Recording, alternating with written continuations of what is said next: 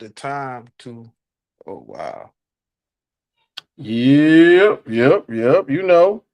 You know what's crazy? Mo- Uh, you know what I'm saying? That time, like right after, you do your New Year's resolutions, and then you're like, how are we gonna make it accomplished? They call the second Friday or the second and third week of every New Year Quitters Day, National Quitters Day, because for some odd reason, this around that time when people quit. They don't even, what I'm saying, keep their resolutions. They don't get locked in. They don't stay focused. It's not exactly how we want to, partake in the beginning of the year. But it's in terms of consistency. Big shouts out to Miss April Jess Girl. What's going on, man? How you doing? Uh oh. What you say, Miss April? Are you there? You functioning? Okay. Well, she's in the building, I'm sure, but maybe just not completely functioning right now. But what's going on, y'all? You know what time it is, man. It's your boy K with your mama's number one draft pick. We are live in the rec room right now. We about to get it started, man. And of course, we always, find a way to get things going.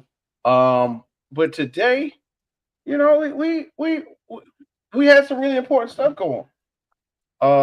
Basically last week, over the weekend, we had several games, both in the college ranks and in the NFL as well. The wild card playoffs took place, you know, and somehow, some way, man, some teams that are represented right here in the rec room actually won, and I think that that's pretty dope. Somehow, some way, we got fans all across the world. Okay, and in this case, man, we got the gang in the building. So hold on, let me see. Who's in the winner's circle today? Oh, hey, Jay, look. Oh man, you got the hat on. Perfect timing. The Commanders are in the winner's circle today. Like that's what's up. So right about now is one of those times when we got to go ahead and let you have your shine because along with Ohio State, which we know Coach Joey is going to bring up shortly, and the LA Rams who won last night in convincing fashion, the Commanders, and in my opinion, the New England Patriots, who got their head coach figured out. I think that's a big deal. So we put them in the winner circle too. So Jay, talk Hmm. you got we got J5 in the you know what I'm saying, in the winner circle right now, Jaden Daniels.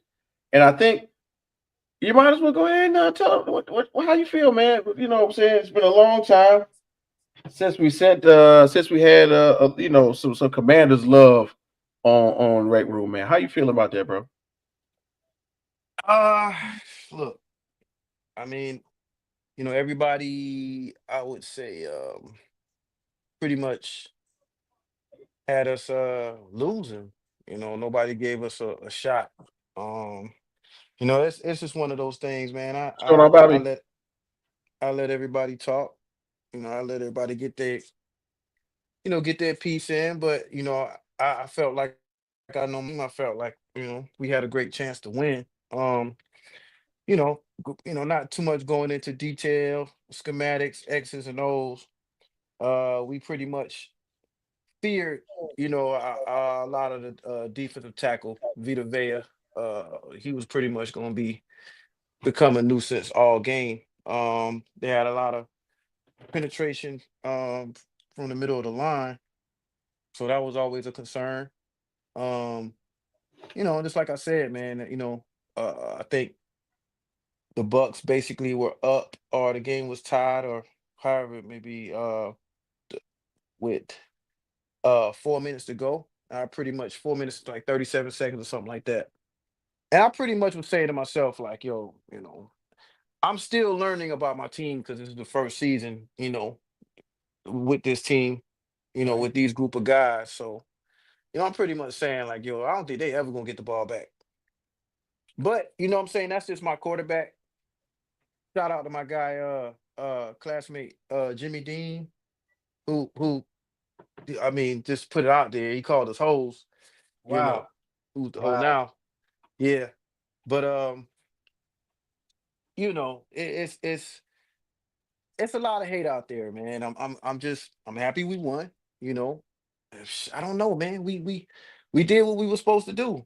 You know what I'm saying? The Bucks, you know, outside of Mike Evans, and a little bit of Bucky Irvin, created no challenge. Once my guy Dean was pretty much done, that was it. It was McLaurin's night. So, I'm happy. You know what I'm saying? Everybody knows if nobody doesn't know. I want my team. I don't want us to go too far in the playoffs. I didn't want us to make the Whoa, playoffs. whoa, whoa, whoa, whoa, whoa, whoa, whoa, whoa. Now I'm your boy. You know what I'm saying? You Uh-huh. got before you make a statement like that, you have to tell people why you don't want your team to go that far in the playoffs. Because that sounds contrary. That sounds contradictory to you being supportive of the team. Tell the people why. Support my team. Because my GM, I have a lot of faith in my GM. He basically earned my faith through his years in San Fran, and then also what he's been doing in the off season. I just wanted the highest pick possible, the highest draft pick possible. We need as much help as we can get. We pretty much been bombing outside of Saren still, and yeah, Quan Martin's been all right. But in the defensive backfield, specifically speaking, Emmanuel Forbes, he sucked. I believe that what number 6? We got him in the first round. Um, Dang. it. I just want the highest draft pick possible. I want as much help as I can get for JD 5, for Jaden 5, for Mr. Input. Y'all, man, this dude gets 250 extra more snaps than your favorite quarterback. Do you understand? Bruh.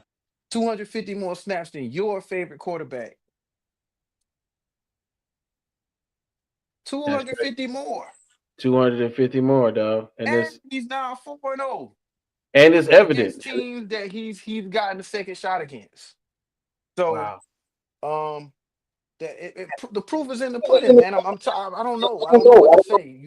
Ask me a question. I don't know because I'm tired of telling people about my fucking quarterback, man. Do you hear me? I'm tired of talking about my quarterback. You seeing it? Fourth quarter, 10 seconds, down by 2. I don't give a shit. He's gonna win. You understand? So it's and I mean 2 touchdowns. Yeah. So I mean, it's just the JD 5 show, man. Everybody get your popcorn, stick around for the next 9 years or so, and it's gonna be a great ride. Wow. Input, input, Input. need input. Need input. Some of y'all might But be too young for that reference, bro. Some of y'all might be too young. yeah, well, I know that. I know that. But I guess I'll speak for Joe, man. Since or you can, Ohio State, he's actually like the big winner here. He his Rams won, Right? as well as Ohio State winning, and I know He should be. he's He's actually on the way. I believe he got everything. He should be on the way. We'll let him talk when he gets in. all right. Well, I mean, we might as well. Yeah, We'll be able to get to that. So hey, everybody, gather around for the JD 5 show, man. If you didn't understand, you understand now. It's Hail Commanders, HAIL, not hell, hail. You understand? Hail. Like it's in hell, yeah. As in raise hell. You understand? Take command. That's what we do. It's what we doing right now. Louisville, a lot of people getting their first try. Like I don't know, man. I don't know what to say because I'm tired of talking, man. I'm tired of people calling my team the Deadskins and they don't even know. Shout out to this is a special guy I see on Facebook.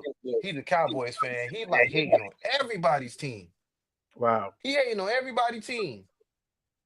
What's up with y'all Cowboys fans, man? But What's Cowboys wrong fans with got a you? lot going on, man. They listen, I'm not one to talk, as we will get to what happened with my team. But of course, the Cowboys fan got so much going on. They don't know whether to look right or look left right now. They got so much. I'm saying, like, seriously, what they got? To the right of them. Cannon to the left of them. Freedom, volley, and thunder! You know what's cool though? Hey, matter of fact, just because I see this person back there, and I believe that they should be ready to go. Although they're not, their team isn't in the winner's circle. Let's give a big shout out to Jets Girl one more time. And Jets Girl, what's going on? How you doing? What's up? Sorry, I was having technical difficulties, but I'm Oh, good now. you're good now. Is everything Okay. okay? You Yeah. got it. Yeah. Welcome back. We heard you anyway. Of course, the people were looking for you, and we are so glad that you're here. And look at that. As we speak of the devil, I think Coach Joey is getting ready. You know what? Jets girls here, Jay's here, your boys here. Joey, I think Alan, Bo, Champ. Oh my God, it's a big show. We gotta go hit the button. Let's go.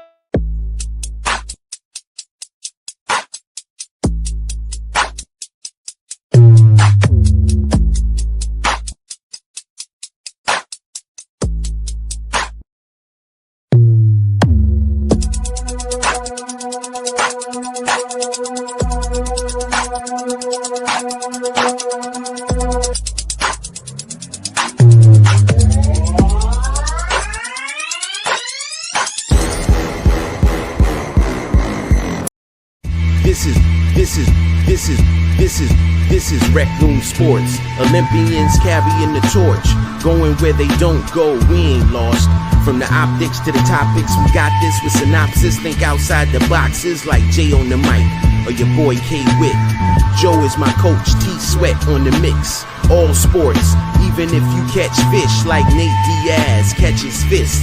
You need to catch this episode, it's a can't miss. We go live and you should subscribe and X's and O's. We made our plan, yo.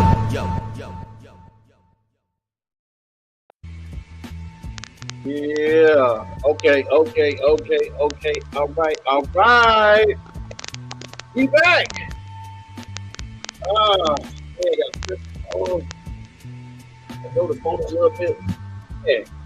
Episode 4. I feel like we're going so fast, man. The new year happened. We just got Rec Room going crazy right now, man.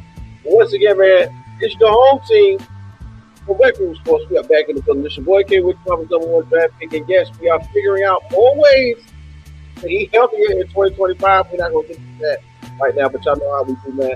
Oh, man, I got a full roster today.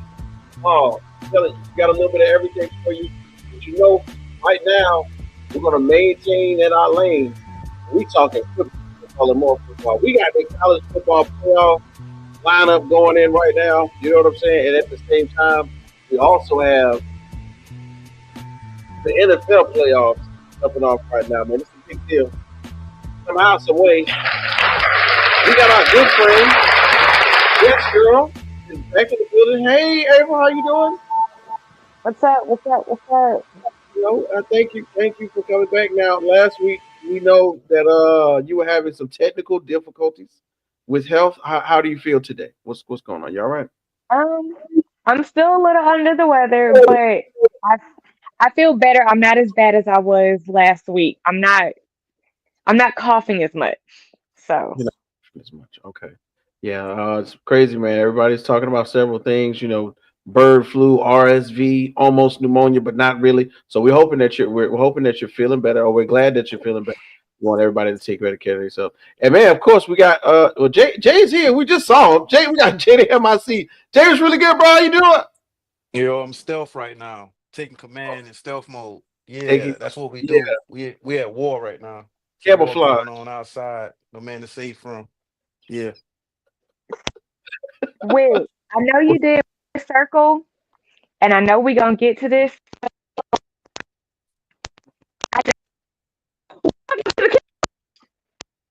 Oh, it's Mike. Wow. Wow. We're gonna talk about a lot of things. April, thank you for welcoming me. It's okay, Jay. I got a seat for you right here next week. I got a seat for you. It's waiting on I you. mean, it's cool It's to waiting let on you, everybody Jay. know that you don't want to be alone. Jay, it's But waiting on you even next listen, week. It's waiting on you. whoa, even though you have to understand, even when we on the couch with you, we still cannot be like your team. So Uh, see, we have a couch. Like you over in you on the kids chair, like the little kitty rocking chair with the paint on it and stuff. Tell you what day you were born. Yeah, like yeah, you over on that. But I got you. Like we playing the Lions. That's cool. I can So accept a loss against let's be somebody we're real. supposed to lose to. Your owner was forced to sell the team, which is why y'all got better. And Wow. you Until still someone have forces yours. So Woody to hey, sell the team, hey, we're not hey, going to get better. hey, Winterset, So, y'all want to come Winterset. up with a scandal to force Wow. Woody out? Please, by all means, how do I donate to it? How do Lady. I help? Well, Because, I Weinstein's mean, dead, so I don't know if Uh-oh. he's gonna have a chance, like that. But yeah, Weinstein's gone, so yeah, Wow. Oh, okay. Yeah, I don't know. Yeah, yeah, I don't know he's if he's locked gonna up. have an Weinstein's opportunity. gone. It's a lot. We can't really plan the scandal right now. But hey, in the back in the green room, we got one of our guys, one of the original Rec Room crew members. We got Coach Joey. What to do, Joey? What's happening with you, man? Going on, everybody? Now, Coach Joey, I see that you have the Rams apparel on today. Oh yeah, we ready. Are Got you a big night. are you prepared to talk about your talk in Most definitely, man. I'm gonna pop. I I'm got gonna you. pop Hold on. up a little bit. Here we go. Join the winner's circle. That's right. We actually have two of your teams, Coach Joey. We got your the Ohio State, who is going to the college football national championship. And we also have the LA Rams, along with the Commanders and the Patriots, who I think are winners as well because they got their coach Mike Vrabel after firing, unfortunately Gerard Mayo after 1 year. But that's how the game go. They wanted them. That's what they got. Coach Joey, man, I'm gonna let you take the center stage real quick, man, and talk about your teams, bro. All right, Temple. Let's start off with NFL real quick with the Rams. Big game last night, Monday Night Football. All eyes on Rams and Vikings. Anticipated to be a very competitive, good game. Um, we came out there and proceeded to knock the Mall of America out, them boys. Defense went kind of crazy, 9 sacks, tied a NFL playoff record.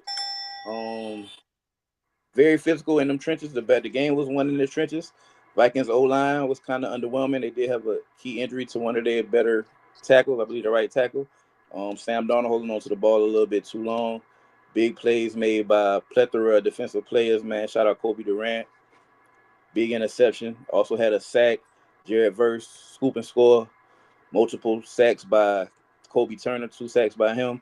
Even the backups got in on it with Gallimore and Byron Young, Agent Zero, coming through big, man. We just put on a very good performance offensively and defensively. Offensive wise, Matthew Stafford came out there 10 for 10, dotting them up. I believe that week of rest when we sat out everybody week 18 really helped us out, came out healthy.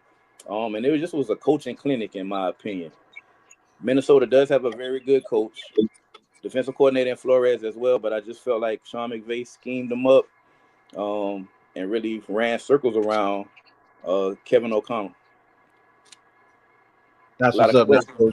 a lot of questionable decisions on the Vikings' part. Kind of was over at halftime, and just something real good for the city of Los Angeles. They're going through a lot of things, so this team really put the city on their back. I really felt like they really bottled up that pain and everything that everybody's going through, and kind of took it out on Minnesota. Man, they got the brunt end of it. So, all in all, performance, special teams, defense, offense, feel like we just put on a clinic. Feel like we beat them in all aspects of the game, and it was pretty much over at halftime, to be honest with you. Wow. I think we all can fully agree with you on that one. I didn't even get a chance to watch most of it because by the time I caught up to it, it was like 24-3.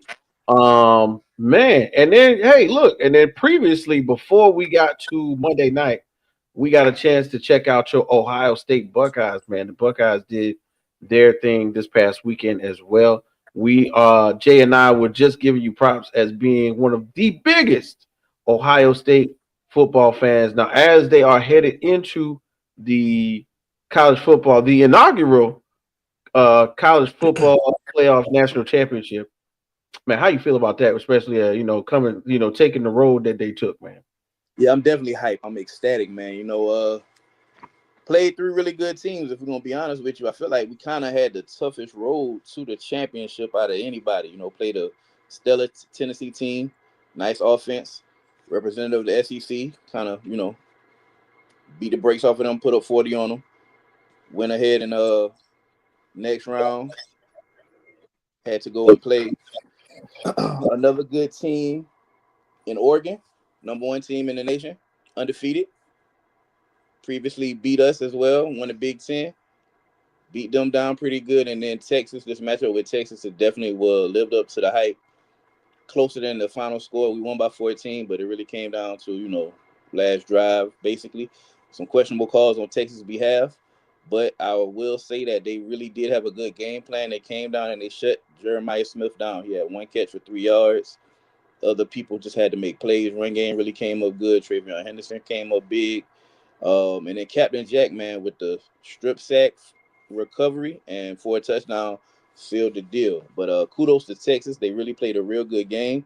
Could have been some other play calling called down there when they was on that 1 yard line. Maybe could have brought in Arch Manning. Questionable call with the running on the outside, and we kind of stuffed them from there. And then the sack came next play. But all in all, that was a very good game. They really tested us. That was the true test. I got to see what my team was made of. We were resilient, battled back, fought through adversity because Texas really did play good. Best defense we played all year, but I'm excited. Headed to the national championship. Got another tough test in Notre Dame. We're not going to overlook them. There's work to do, but I like our chances, though. So shout out to Ryan Day for redeeming himself, to the players for putting the team on their back. And that team up north, man, they really light a fire up under us with that L, and we just got hot at the right time right now. So looking forward to the national championship, January 20th, Martin Luther King Day. It's gonna be exciting in Atlanta. Hey, man, what better day to play some football in Atlanta than MLK Day, man? Yes, So sir. big shouts out to you for that one, man. It's crazy, right? To see that the show today is saturated, and when I say saturated, I mean it is saturated in football. Right now, we got to bring in one of our favorite correspondents. He's like a big cousin. When we talk about Atlanta, we talk about Georgia, we talk about the Bulldogs. We got to talk about him too, because if I am not mistaken, he just reached a milestone of 1.4 million likes on social media on an app that may not be here very much longer, but I know he gonna soak it up while he got it. We gonna go ahead and bring in our guy. Chad, what it do though, man? How you doing, bro? How you guys doing, man? Good to be here Going once on. again. Super excited, man. K Witt, Jay, April, Joe. How y'all doing, man? Everything Fantastic. good this way. Good to see you. Yeah, man. So look, bro, it's really going down right now. We've talked about it at nauseum last week, and we got to bring it back in as we go through the first, basically the wild card round, the first round of the playoffs. Almost everybody's team was involved in this one, except for Abel's team. Well, but at the same time, I'm gonna talk about me. I'm not just coming for you, April. I'm not just coming for you. So, Champ, man, we're gonna throw it to you on this very first one. Of course, out of all of the exits, right? Which playoff exit were you more disappointed with? The Vikings. They What? didn't even put up a fight. I mean, look, Sam Darnold got exposed. Well, was he really exposed, or did he just go back to his old ways? They say an old dog can never change his stripes, but I digress, because he was flat out terrible when he was Mm. at He the Jets. turned into this guy. Mm. Mm. And it seems like he went back to his New York Jets and Carolina Panthers days in a hurry when he faced that defense. And You man, said it, not me. they put him in the dirt. What's that guy's name who made that song in Man 2003? Leave him in the dirt. Farrell March. They left them in the dirt. And look, like Coach Joe said earlier, man, that was a much needed victory for LA, man. And you cannot help but be happy for an LA team who, was essentially the home team, but they couldn't play in LA because of the wildfires and the tragedy was going on. Not to mention, let's not forget about the earthquake in San Francisco. So it's been a rough week for the West Coast, but luckily they were able to come out and have a dominating win over Minnesota, man. With all of the hype going in, and not to mention Coach O'Connell telling Coach Dan Campbell, we'll see you in a few weeks. Yeah, in Cancun. So, so that was arguably the most disappointing. You really can't say the Steelers because guess what? We really, at the beginning of the season, we really didn't expect them to be here anyway. It was just when they got in the midst of the season that we start having expectations. But then things kind of start to fall apart. When instability start to take its toll. You really can't say any other team either because really can't say Bo Nix and the Broncos because it was expected. He's a rookie playing a veteran and a veteran team like the Buffalo Bills, so you pretty much expected it. But when you talk about they went out there and got lynched out there in Arizona.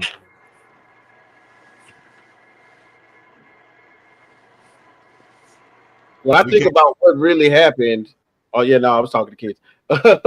When I think about what really happened in this playoff round, I believe, if I'm not mistaken, guys, all home teams won except for the Buccaneers. Was that right? Absolutely. What would have been a home game for the Rams as well. I think we were all not surprised. And then of course, man, Jay, you guys props. Of course, talking about the Commanders, actually taking command. Now, how do you feel about being the only team to actually win in an away game with a rookie quarterback, dog?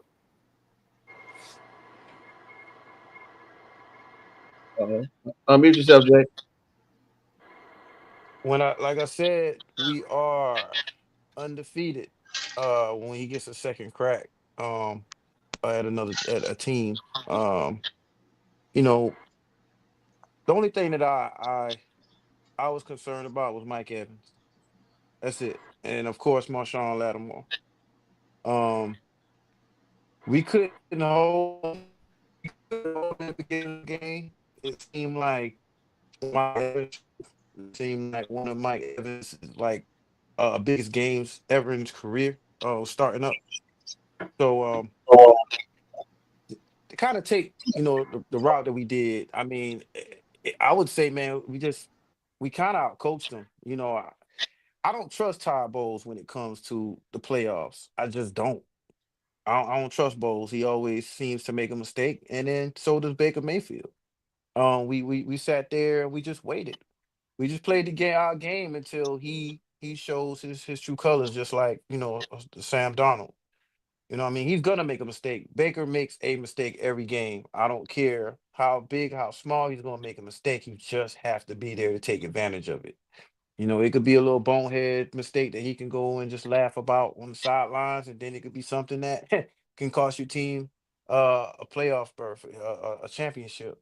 So, um, I mean, schematically, again, man, it was pretty much like Vita Vea was, and of course, man, we got Vontae David. We just needed to kill that pressure up the middle.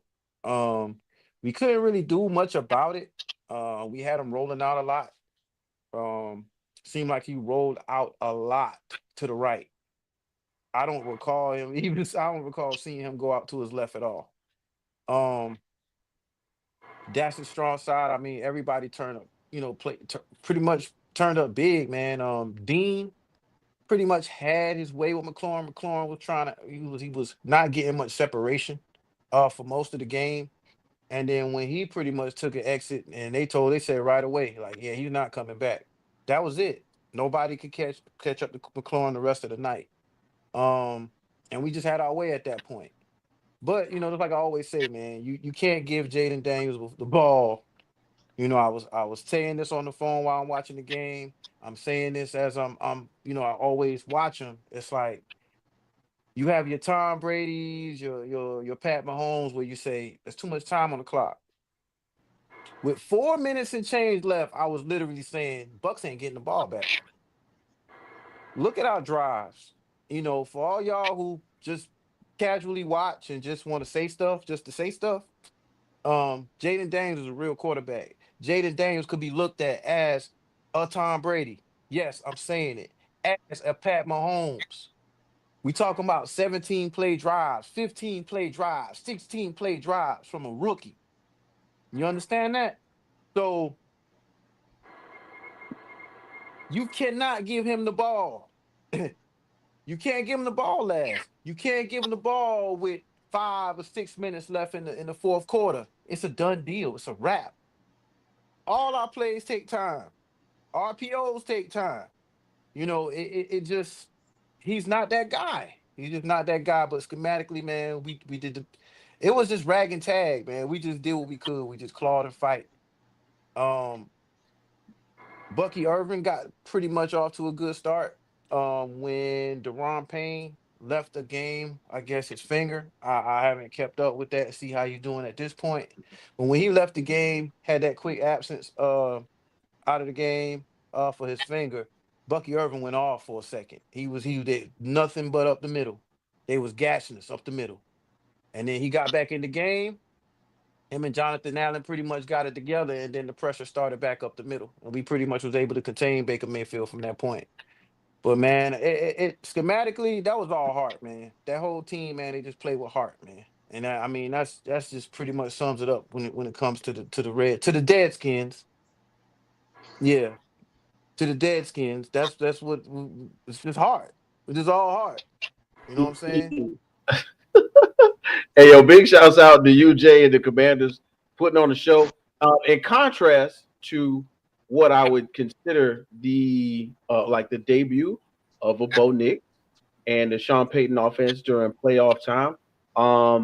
Jay and Joe and Abel and of course Champ. When we look at two rookie quarterbacks put in pressure cooker type situations, what was it that you can kind of attribute to what happened with Bo Nix? Because he was pretty decent all season long as well. Was it just the bright lights the first time, you think, or really did they have Denver's number? That defense had Denver's number the whole game. Hold on, real quick. The difference is Mike Evans. Had he been on that field, we would be having a whole nother conversation. So, you made it one more week. But Jay, please believe me, you will be on this couch with me next week. I need you to understand that. So with that being said, First of all, Mike Evans was on the field. What are we talking about? oh boy, that was out. That was Talking about out for the Dean? season. The Chris receiver Godwin. from the Bucks. Chris Godwin. Yes. Okay. So had he been on the field, we'd be having a whole different conversation. So please understand. If we had some more defenders, we would have had a better game. No, I'm not doing that. So Well, you still had not a receiver that was on fire in Jalen McMillan. So Jalen McMillan, ever since Chris Godwin has gone out, has been that go-to target outside of Mike Evans. So even though Chris Godwin, who was your main receiver outside of Mike Evans, was out, Jalen McMillan has been a comparable weapon, and that speed that he has is on par with shades of Mike Wallace when he was in Pittsburgh. So you really can't make any excuses for the Bucks. Turnovers lost them that game. I mean, and in the fourth quarter, when you make critical turnovers, it's gonna come back and it's gonna bite you real quick. So really, there's no excuse for the Bucks at this point. You just lost against a better team. And look, I've been on record as saying this: the Washington Commanders are some hogs, some offensive linemen away from being legitimate contenders. And look, I'm going to just be real. Washington has a chance to win next week. They've beaten the second best team in the NFL, that being the Philadelphia Eagles. They've beaten them with mediocre offensive line play and up and down defense, and really that two-back system and Scary Terry and Jaden Daniel. So I wouldn't count them out and say, hey, you're going to be on the couch next. Jay's going to be on the couch next week. No, I think they have a legitimate chance if they can, because you got to think about this. Aiden Hutchinson, he hasn't played all season. Some of the injuries that they have on their defensive side is irreplaceable. Jadarius Smith has done pretty good, but you cannot replace an Aiden Hutchinson and some of the defensive players that they have lost. And I don't think David Montgomery is going to be back until another week or so. He may not be back into the Super Bowl. And although Jahmyr Gibbs is doing a hell of a job by himself, it's always nice to have that change of pace back. So I've been on record on saying this on a lot of other parts. The Commanders have a legitimate chance in order to make it to the NFC Championship. And he has the chance to be the first since Brock Purdy, a rookie, in order to make it to the NFC Championship. And the thing is, he's doing it differently. When you saw Ben Roethlisberger go to the AFC Conference Championship, he had a crap load of weapons, a great defense. Same thing with Brock Purdy. Same thing with Joe Flacco. Same thing with Mark Sanchez. This is the only rookie that you are going to see come out his first year having mediocre defense and mediocre offensive line, a running back by committee system, and really two main weapons on the offensive side of the ball, and literally do something with nothing. He's literally making chicken salad out of chicken crap in every sense of the word. And he's in one of the toughest divisions in football, because guess what? If one or two things don't happen, Dallas is still in the playoff picture. But this is what y'all are forgetting. This is what y'all forgetting. Both of them like to play chicken. Neither one of these coaches are going to back down. And when I have two coaches playing chicken, I'm sorry. I want Jared Goff. I don't want a rookie quarterback. I want Jared Goff. If my coach is not going to back down, we gonna play chicken. We going to go? Because neither one of these coaches are going to back down. They're going to go forward the entire game. I'm sorry. I want Jared Goff. Hey, when you play chicken long enough, you fry.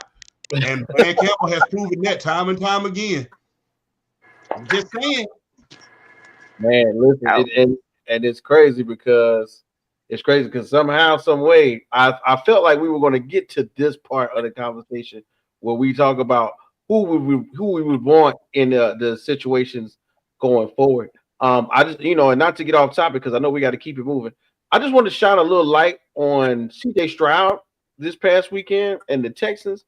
I did not know it was going to be like that. Shout out to Joe Mixon, of course. I think they got inspired by that Rex Ryan, that Rex Ryan interview on NFL Live, on NFL Live, where he basically on NFL Countdown, where he said that the Chargers was going to have a bye week against the Texans, and somehow, some way, man, C.J. Stroud went out there, threw out for 282, 1 touchdown, and then what really was the story of the game for me was the waking up of Joe Mixon. Now, I know it's only 106 yards.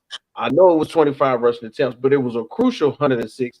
And every time I feel like they were like demoralizing the Chargers defense, which is known for putting players and coaches in positions of doing things that they're uncomfortable with. C.J. Stroud looked real natural out there, and Joe Mixon went out there and showed his salt for me. So I got to give him a big shout out.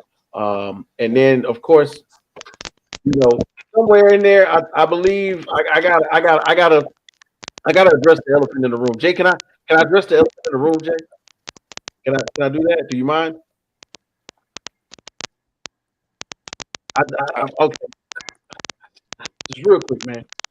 So yeah, I'm hurt. Yeah, I'm hurt, y'all. You're damn right. Okay, because obviously we were not, and when I say we, I mean me as a Pittsburgh Steelers fan. We were inadequate at this time. We were inadequate, but we were given my biggest disappointment. We were given tools. We were given tools. And when they tell you, hey man, go change the carburetor, right? And then somehow, some way, you got a screwdriver, a socket wrench. You don't got an Allen. You don't have any of the possible things that you need to change a carburetor. Somehow, some way, this is what we had as a Pittsburgh Steelers fan. And I'm hurt, but at the same time, I'm not in a bad mindset because I feel like the future is still bright. So I'm gonna throw this up there real quick, and we're gonna go on to the next joint, man. You know what I mean? But let's just look at this resume really quickly. You know what I'm saying? Black man on the screen, real fast. So look at that, huh? One of 3 head coaches since 1969. We're talking Chuck Noll, Bill Cowher, Mike Tomlin. 1 Super Bowl. 2 appearances in the Super Bowl. Now they lost one time. I was upset about that. 7 AFC North titles, 18 winning seasons. But this is where the rubber meets the road. If y'all see what I'm looking at right here. After Ben Roethlisberger retired in 2022, he had 5 starting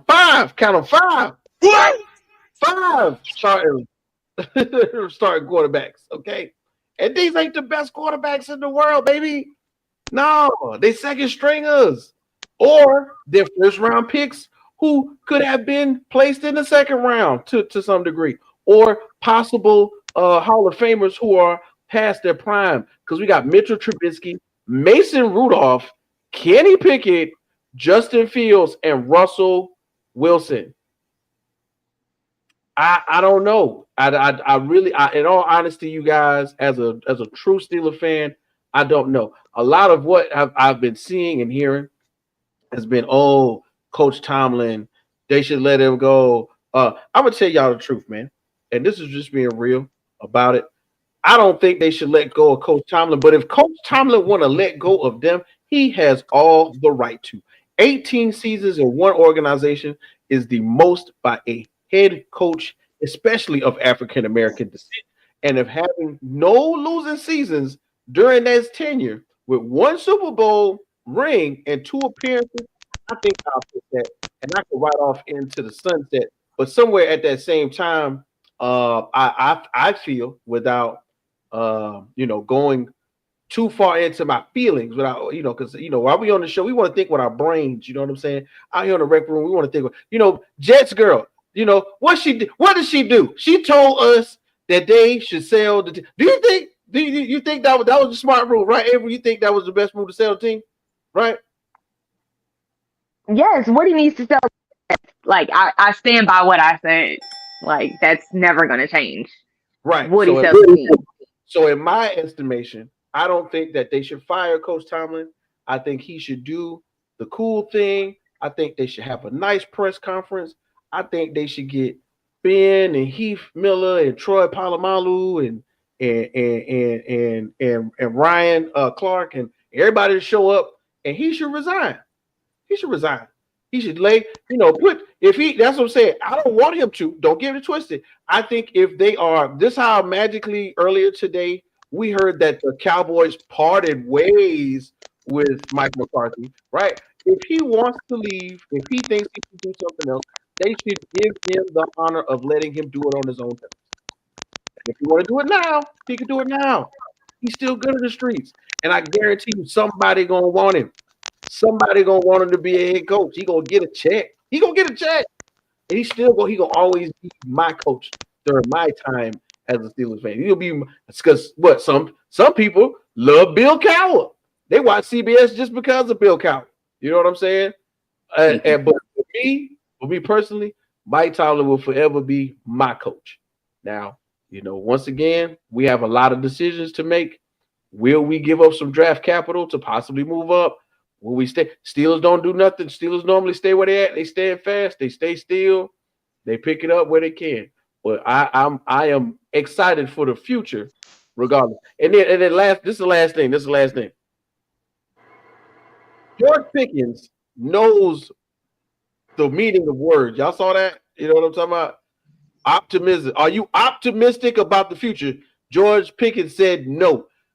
Everybody's like, man, George Pickens don't know what optimistic means. Yes, he does. He just don't know what his quarterback is. He don't know who his quarterback gonna be. I wouldn't be optimistic either. I don't know if it's gonna be Justin Fields. I don't know if it's gonna be Russell Wilson. I don't know if we're gonna somehow pick up a quarter off the free agent market. I feel like the thing is, NFL young boy is too real for the cameras sometimes. He wasn't supposed to say that on national television, but that's what he think. That's what any top tier wide receiver would think. I am not optimistic about my future because I do not know who is going to be throwing me the ball. Period. All right, now y'all can talk about it. I'm sorry. If a quarterback had said that, do you think there'd be any pushback behind what he said?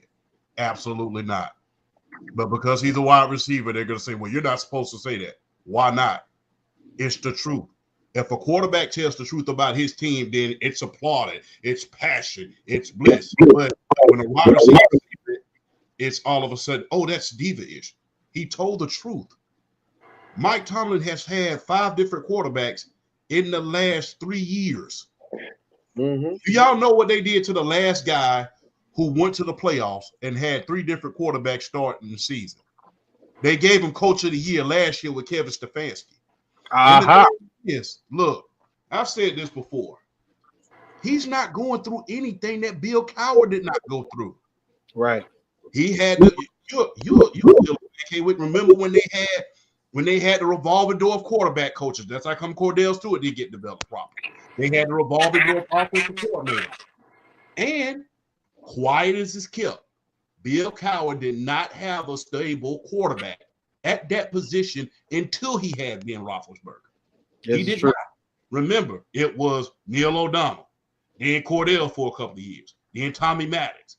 Then finally, they got to the point where they had Ben Roethlisberger, and he stabilized their franchise. The only knock that I have on Mike Tomlin is he let a lot of those players, those great players from those great Pittsburgh teams, he let them stay too late. They used Ben until he was used up.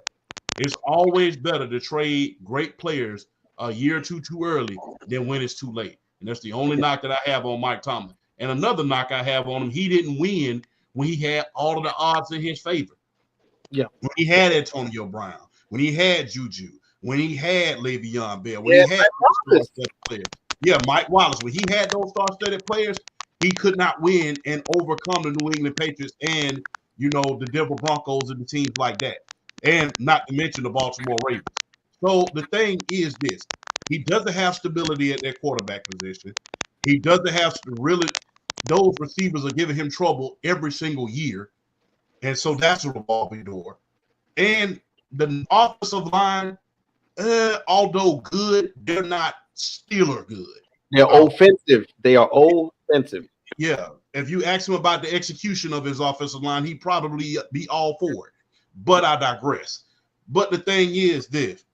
People are putting this all on Mike Tomlin, but the Rooneys and everybody in that front office deserve a lot of the blame as well. If you know you don't have a quarterback and you know you're not going to suck as an organization enough in order to get a Sador Sanders or a Cam Ward, guess what? It's time to go Carmelo and risk it all at a certain point in your organization's history. It's time to put the chips in the table and say, hey, we need some stability at this quarterback position, and we need to bring in the correct offensive minds in order to develop it. It's time to go Carmelo and risk it all. And if you lose it all, it's not without trying. So you need to get you a quarterback in that building so you won't have a revolving door. Now, once you get a quarterback in that building, and guess what? You got some stability around him and everything like that, and Mike still continues to not produce, guess what? It's time to go, brother. Hey, look, we're gonna move on, and I'm gonna say this: Joe Burrow, Lamar Jackson, and if he was healthy, Deshaun Watson, 3 quarterbacks in the same division, we would have had to get somebody eventually anyway. But once again, y'all, we're gonna go ahead and keep it moving. Hold on. I got something. Oh yeah, please. Yeah, we're excited to hear from you anyway. Come on.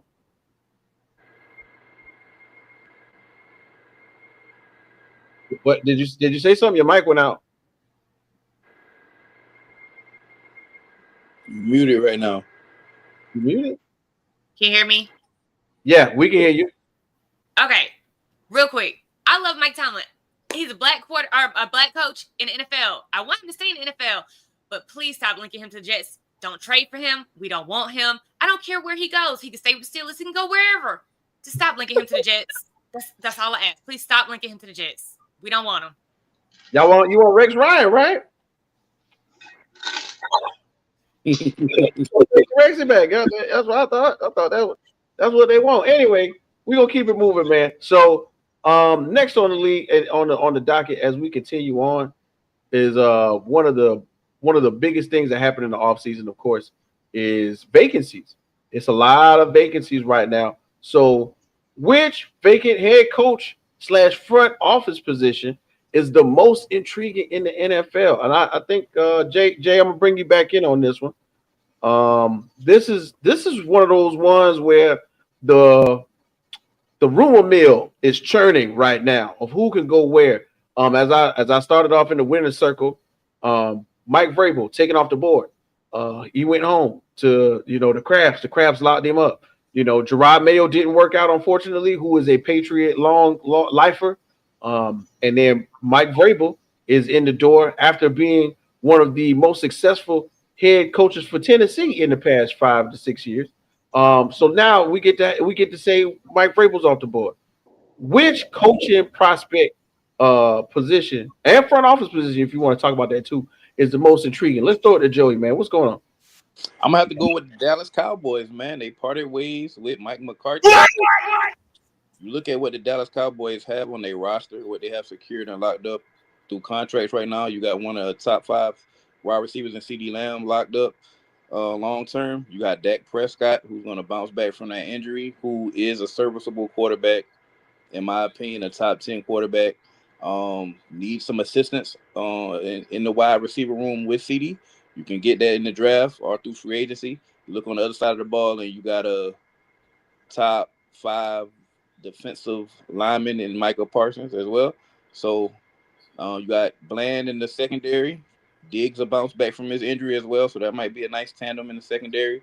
So I would say that the Cowboys, to me, is the most intriguing. Hearing some rumors about Deion Sanders possibly. But if I'm the Cowboys, I try to go all in on Ben Johnson and get that offensive mind in there, and you already have the weapons. He can probably take you to the next level. That would be who I would key on. And then honorable mention would be the Jets vacancy as well, because they have a plethora of talent as well, in my opinion. A lot of talent on the defensive side of the ball. Figure out what you're going to do with that quarterback. You got receivers locked in. So those are the 2 top positions, in my opinion. Vacancies, in my opinion, excuse me. Right. I like those. Man, I see you ready. I see you ready, Miss Averill. I see you. You took the shades off. Averill, your intriguing front office or head coaching position. What you got? I'd say Dallas. Dallas brings in Deion. Deion trades Dak. Draft Shador. Yeah. Hold on. I don't mean to stop. I want to hear you say it because that actually sounds very intriguing. What should Dallas do in order to do this thing you talking about? They're gonna trade Dak to Tennessee. Yeah, and they're gonna draft Shador. Wow. And as much as I hate it, I see them possibly in the playoffs next year. If that were to happen, I possibly see them in the playoffs. I gotta drop a bomb for your what is that? And I hate them. Oh, and I hate to say it because I hate them. Drop a bomb for your foresight right there. Oh. All right. Champ, your most intriguing coaching right now, coaching position. Did anybody forget about the Jaguars? Has anybody forgot? Doug Peterson got fired. He's out the door. You're in a weak division. It's very, very winnable. The only thing you got to worry about right now is Houston. You don't have to worry about them 2 other teams. Richardson is not looking good. The mayonnaise guy, Will Levis, is not looking good. So the only thing you have to worry about is C.J. Stroud and the Houston Texans.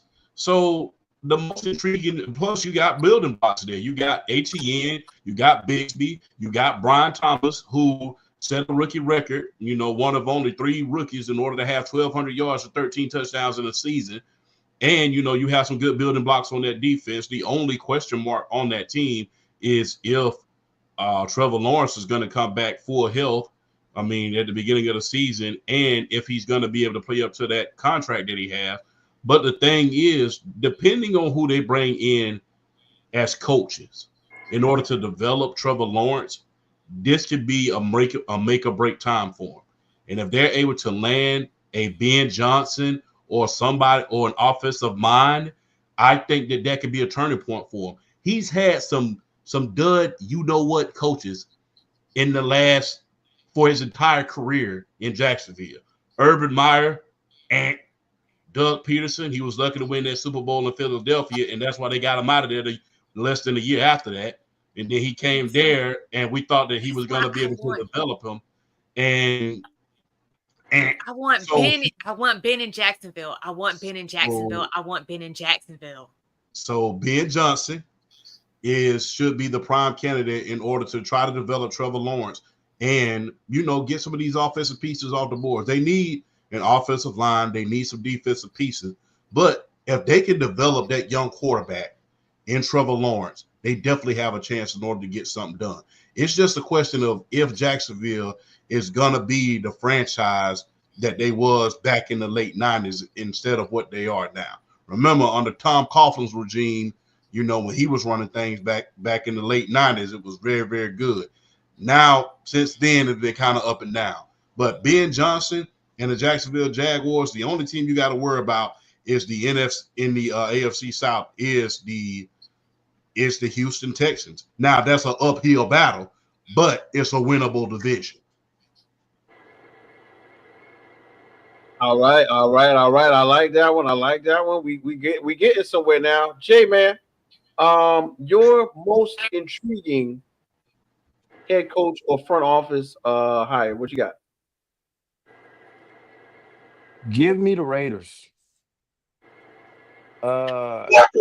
Reason being, y'all can have them contracts, yo. Y'all can have them contracts in this win now world. You can have that. Give me Brock Bowers, Max Crosby, 2 young guys. I would imagine that the Raiders probably have some contracts still on the books. But where are we cap space wise? 2025 number. Hold on, let me get this right.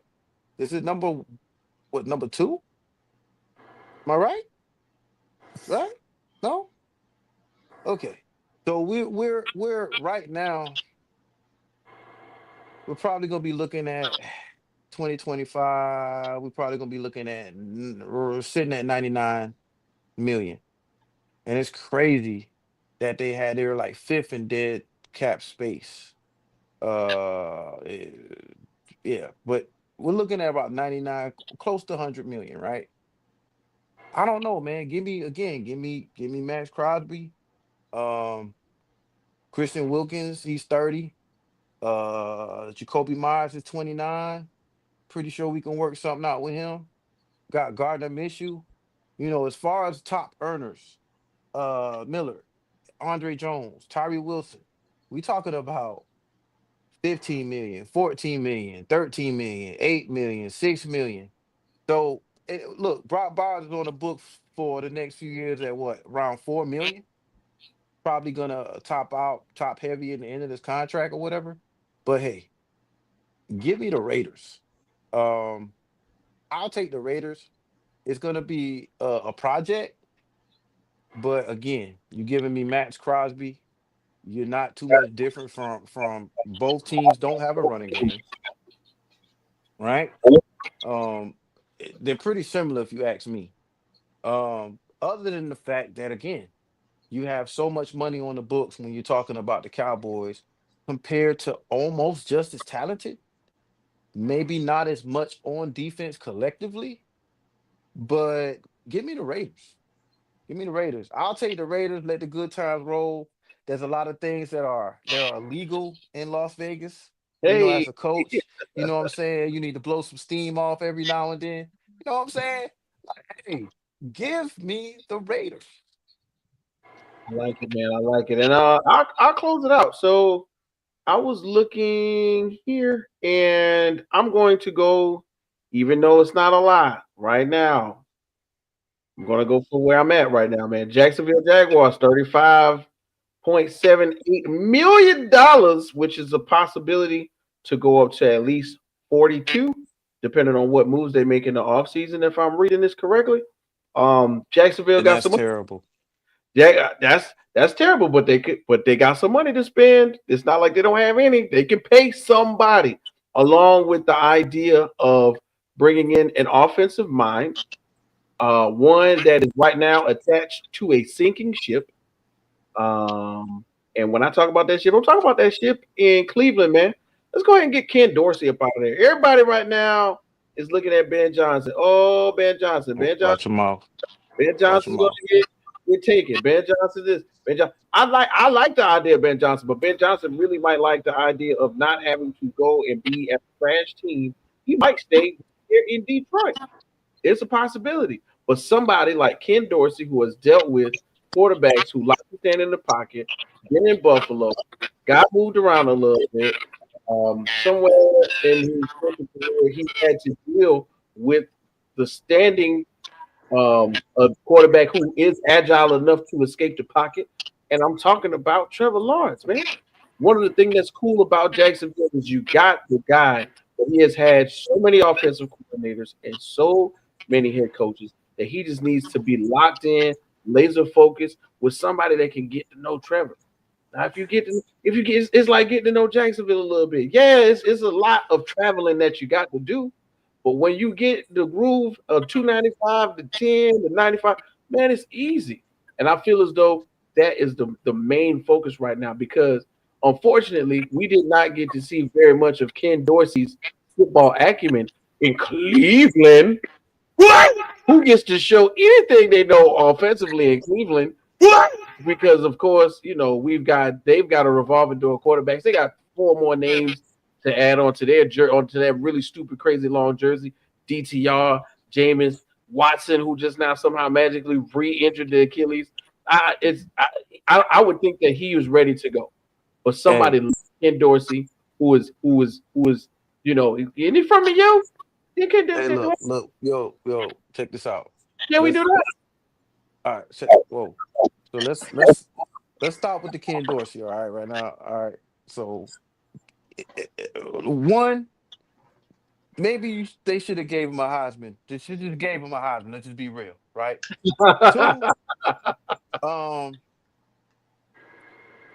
man, if you can't get it done with Josh Allen, man, like, what it doesn't matter where he went, man. He's not my first pick at offensive coordinator, and neither my 3rd, 4th, or 5th. You know what I'm saying? So again, if you can't get it done with Josh Allen, man, you obviously see he knows a lot of people, man. He knows a lot of people in high places. You know what I'm saying? When you are the quarterback, of one of the greatest teams in history with no Heisman, you know what I'm saying? Hey, people try to show you love, man. Throw you a coaching job here and there. You know what I'm saying? And again, if you can't get it done with Josh Allen, man, chances are, man, you can't get it done with just about anybody else they throw at you. So, you know, Hey man, he a Florida guy, right? He a Florida guy, Miami guy. I don't know where his hometown is, but Man, he yeah, might he did. go He back did. to Florida, man. He just might want to come back. You never know, but it's He's gonna need a high-powered offense. And think about it like this: he had Diggs and he had Josh Allen, and he couldn't get it done. So personality, baby, personalities. You got people to feed. When you got no names and you just got jersey numbers, you got jersey numbers, man. Come on, man. Let's just imagine. he was the quarterback of Miami, dog. He was Yeah, the if he can't quarterback get of it done now. Miami. Yes, Yeah, you talking about personality. To say he quarterbacked the University of Miami, bro. Like, think yes. about that. I'm saying, but he's not the quarterback. He's the offensive coach. All I want him to do is get Trevor to be that guy in in Oh, Jacksonville. so it translates for a prime time, or it translates for even Antonio Pierce or Mike Vrabel, but it doesn't translate to a quarterback of the at the University of Miami. All I'm saying is, man, as you are trying to objectify me through your thought process about where he has been and who he has dealt with, I'm saying that situationally, he may need to retread a tire. That sometimes He's probably gonna end up a positions coach, man. After he, this point, a quarterback coach. nah, more like it'll be a far shot to give him a quarterback coach position, but I like to see jury's him. still out on I Dorsey like to right see him now. with somebody who had a similar set of skills like Trevor. We can get out there and do a little bit of running. That's cool. But I'd rather see Trevor stand up and throw the ball. Anyway, man, we got more stuff to cover. It's crazy. We Wh- got through the first Wait, hour. Go wait, ahead. hold up. Go Quick, ahead. Go quick ahead. question. You don't think you don't think okay, Josh Allen is one thing. Numbers don't lie. You don't think anybody's gonna hold over his head like, bro, you had a $240 million whatever quarterback, and they're keeping him, bro, and they're not keeping you. Think about that. He failed. They're keeping him, but they're not giving you another chance. Who do you think is going to give him the car keys moving on? As you objectify me with names and numbers, I'm saying that he may have the opportunity here in Jacksonville as they are clamoring for high class names. Jacksonville, right? All right, let's flip it like this. Jacksonville right now wants high class names. We're reaching way up for people who are going to want a certain level of class in an organization, even in offensive coordinator, quarterbacks coach, or whatever. The people that they are naming currently will not possibly leave a good situation, a good one. So let's get somebody who's on that second tier who did not do well the first time. I didn't say he was good. I'm just saying that it's a possibility that him leaving a horrible position, he went from a decent situation with a A1 top tier quarterback to a trash situation in Cleveland, and people want to see you do well, especially Ken Dorsey in Florida. You know, people love Florida when you've been in Florida, and they love Ken Dorsey in Florida. It's a Jacksonville. it's a All right. possibility. Okay, so how about we stop normalizing mediocre coaches coming Oh in my and God, trying to develop a quarterback? Stop mediocre. normalizing that. If he's a mediocre coach, that's not who you want coming in to develop a quarterback. Stop it. What? That's wrong. Y'all think Y'all y'all think getting y'all think mediocre so coaches and much. y'all want them to develop these rookie quarterbacks or these brand new quarterbacks that are still in the very formidable years of their. Okay, so Stop it. If you hire Ken Dorsey, man, chances are you're gonna lose your job. Okay, I'm just let's just say it like that. So right. you're basically telling me, like, hey, I'm gonna. All right. I'm just saying. In my mind, the Jacksonville Jaguars are going to aim high, but you have to be realistic about the money that they can allot to someone at that position. And I'm not saying I want him to be the head coach. I'm just saying I want him to be able to implement an offense which he has dealt with multiple quarterbacks in a similar aspect of skill set. And there you go. Okay. Trevor Lawrence. Since we randomly throwing out mediocre coaches, okay, I think that Adam Gase should be the head coach of the Jacksonville Jaguars. Boom. Since we throwing around mediocre coaches that are offensive linemen that should have a second chance. No. Come on. Be serious. No. Here you go. So now, when we don't get Greg Roman, when they don't get Greg Roman, when they don't get Shane Waldron from the Chicago Bears, when they don't get nobody else from up that top tier that these offensive minds are going for, they have to hire someone to at least knows about the space in which this quarterback is in. Hey man, you didn't do good. I didn't do good. Let's work this together. Gase is the quarterback whisperer. He's so called the quarterback whisperer. You could as be your right. head coach. If he is not, he's not A1 top tier. He could feel right in Jacksonville. That's my point. I'm not trying to say he got to be the best, but I need somebody to get in there that has had the experience. Anyway, I love it when we're going with this guy. I love it when we're going with this guy. Had the power to hire somebody ever again. Once again, I love it where we're going with this, guys. Look here, Jess Girl is back in the building, everybody. We're back at the top of that first hour. Big shouts out to Coach Joey in the building. Coach Joey, what it do? Sir. What's that? I see Jay was really good. You over there, command, holding down command. I see you. You got it. That's your thing. Shout out to the fitted cap. I didn't even see the W on the hat earlier. That's dope. And of course, we got Champ in the building still. Our big brother, cousin, always ready to get it in. When we talk about the NFL, and somehow, some way, it's crazy, bro. We got more NFL to talk about as we go forward in the show. Now, this is one that we all can get in on. The NFL divisional matchups. The tail of the tape. Man, listen. Somehow, some way, we finally are where we are. We're closer to the choosing, or matter of fact, the selection of who's going to represent their divisions in the Super Bowl. I personally can't wait to see how we get to that point. But as we get there, we got a couple games to go first. So we might as well start at the very top. January 18th, 4:30 or ESPN. One of the matchups that I think is one of the most intriguing because they had a break, but the Texans just throttled the Chargers. We got Chiefs, Texans at 4:30 on ESPN ABC. Now that's one of the ones where the rubber's got to meet the road. Is it possible that the Chiefs, needed that break and they're going to be ready to go? Or is the momentum going to be carried forward for the Texans as they go into the craziest, loudest Arrowhead Stadium? You know what I'm saying? Let's go ahead and throw it to my guy Champ and see what we can get for that first matchup. Ooh, this is gonna be nasty because I believe this is gonna be a defensive game, and whoever makes that and a few big plays, whoever makes the most big plays going down the field, that's who's gonna win the game. You got to go with who's proven at this point, and that is Patrick Mahomes. So, I mean, especially, depending on the weather, I don't know how cold or if it's going to be raining or sleeting or what have you.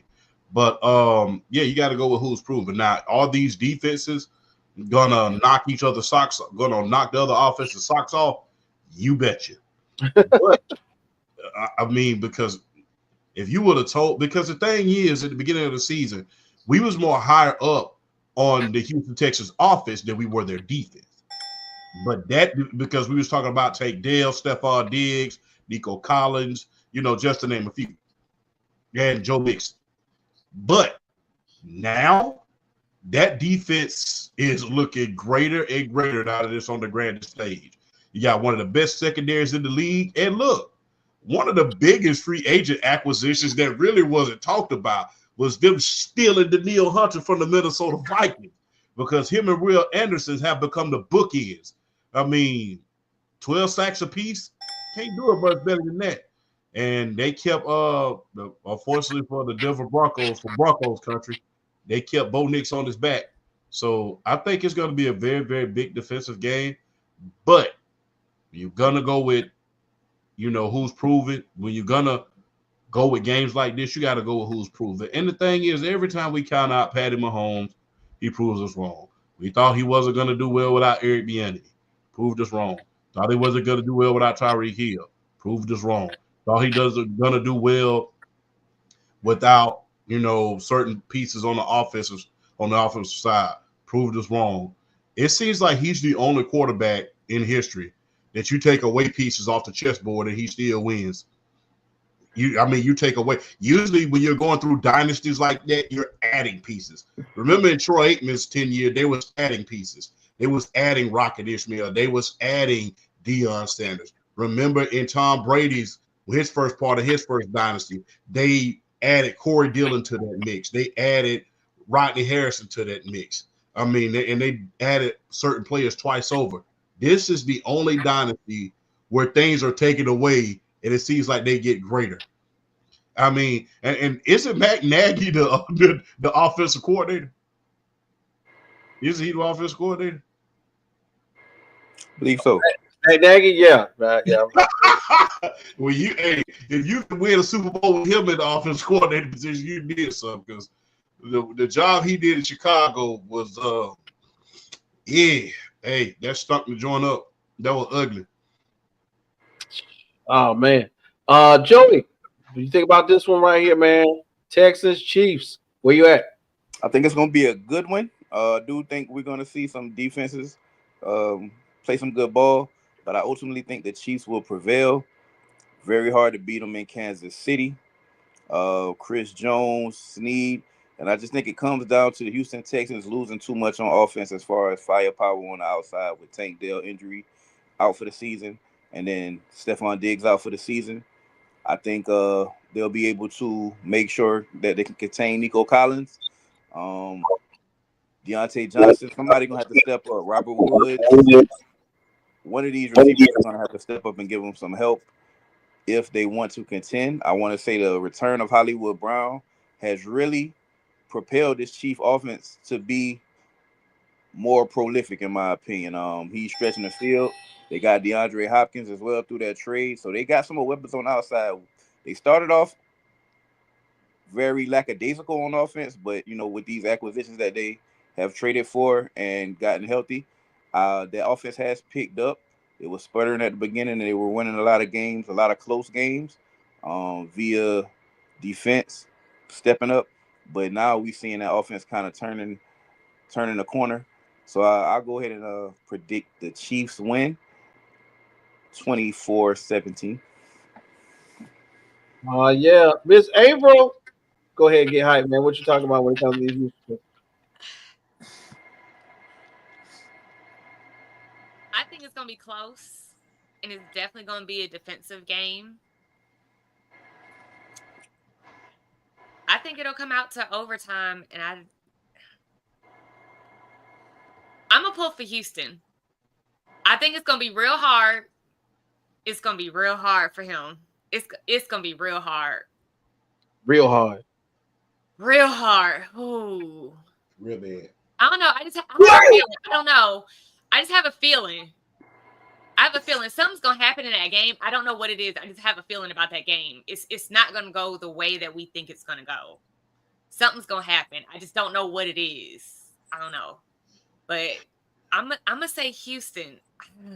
Wow. I'm going to say Houston. You're going out on a limb there. I like that one. That's a curveball. Hey, to April's point, every team that has been going for a three-peat has had something miraculous happen either throughout the course of that season or in the NFC Championship game. When you think about back in the 70s when the Steelers was going for a three-peat, remember right before the game, Rocky Bleier and Franco Harris come to find out they had hamstring injuries. Remember that. Remember when the Dallas Cowboys was going for the three-peat right before the season, they lost Jimmy Johnson. Then they went out there and threw. Then they didn't have Eric Reeves for the entire season. Detroit even went out there and threw 3 interceptions. They didn't three-peat. And the icing on the cake, let's go a little bit further. Remember, Tom Brady, when he was going for a three-peat against the Denver Broncos, Champ Bailey interception that he almost took to the house. And to add more to it, just to add a little bit of a twist to it. Do y'all remember when what's the darn team? It was right on the tip of my head. There was another team that was going for a three-peat, the greatest team of all time in the 80s, the San Francisco 49ers. To the NFC Championship, and boom, Leonard Marshall happened to Joe Montana. Guess what? No three-peat. So it's always a curse that goes along with trying to three-peat in the NFL. We're just holding our collective breath and seeing if it's going to happen. So to Avriel's point, I can see something like that happening if a crazy injury or Patrick Mahomes doesn't perform well, because we've seen things happen like that before in the middle of a dynasty. So big ups to Avriel for choosing that. We like it. This is kind of where I got that from. The game that I watched the most was the Houston game. The other games, honestly, but that Houston game, I watched that whole game from start to finish. When he started, he sucked. Like, I'm just being honest, I did not think that they were going to score at all. And our group chat was jumping. I was like, he's not going to score. This is about to be bad. Like, it's about to be so bad. And his defense started playing. His defense was like, CJ, we got you. Another big play. We got you. And if you watch his demeanor the entire first half, he went from playing defeated to, oh, wait, we got this. And then he came out after halftime and he played different. Right. Something going to happen in that game. Something going to happen in that game. I want to see what's going to happen in this one. That's right. The next matchup, one of the ones that I am definitely going to keep my eye on because it is the battle of the former MVPs or the possible MVPs. We talking about Buffalo and we talking about the Ravens. I mean, dog, let me tell you something. On the 19th at 6:30 on CBS and Paramount, this is one of the ones, man. I really. This is the one. Yeah, there you go. This is the one. I mean, who is going to come out on top? Who is going to carry their team on their back? Are we going to see Derrick Henry go for another 100 and some change? Are we going to see Cooks go for another 100 and some change, which was the most by any running back by a Buffalo Bills player since the juice? It's crazy. I'm excited about this one too, man.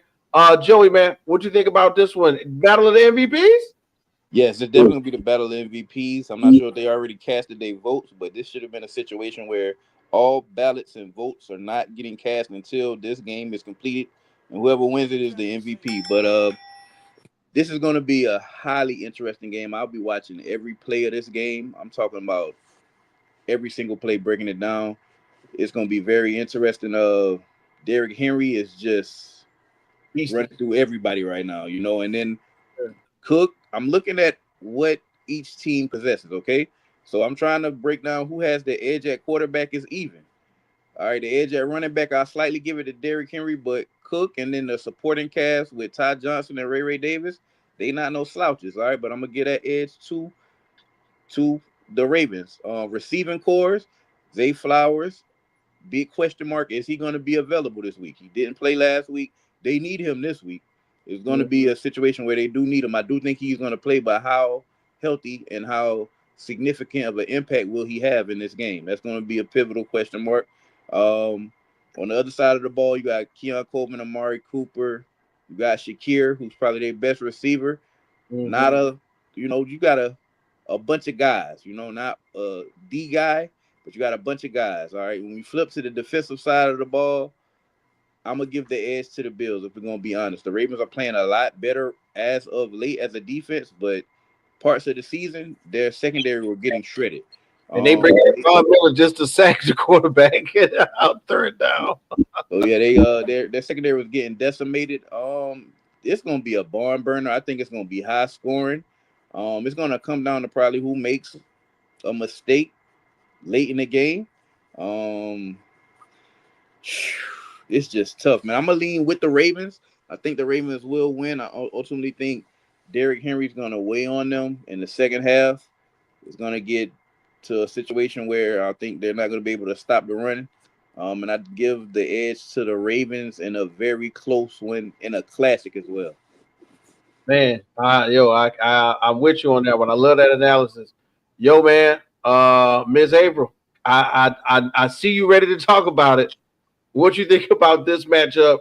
Ravens, Bills, circle the wagons. I definitely agree with Coach Joey. Ballot should not be cast. Whoever wins this game wins MVP. That's how that goes. I know who I want to win, but who I want to win, I think is going to be different than who is actually going to win.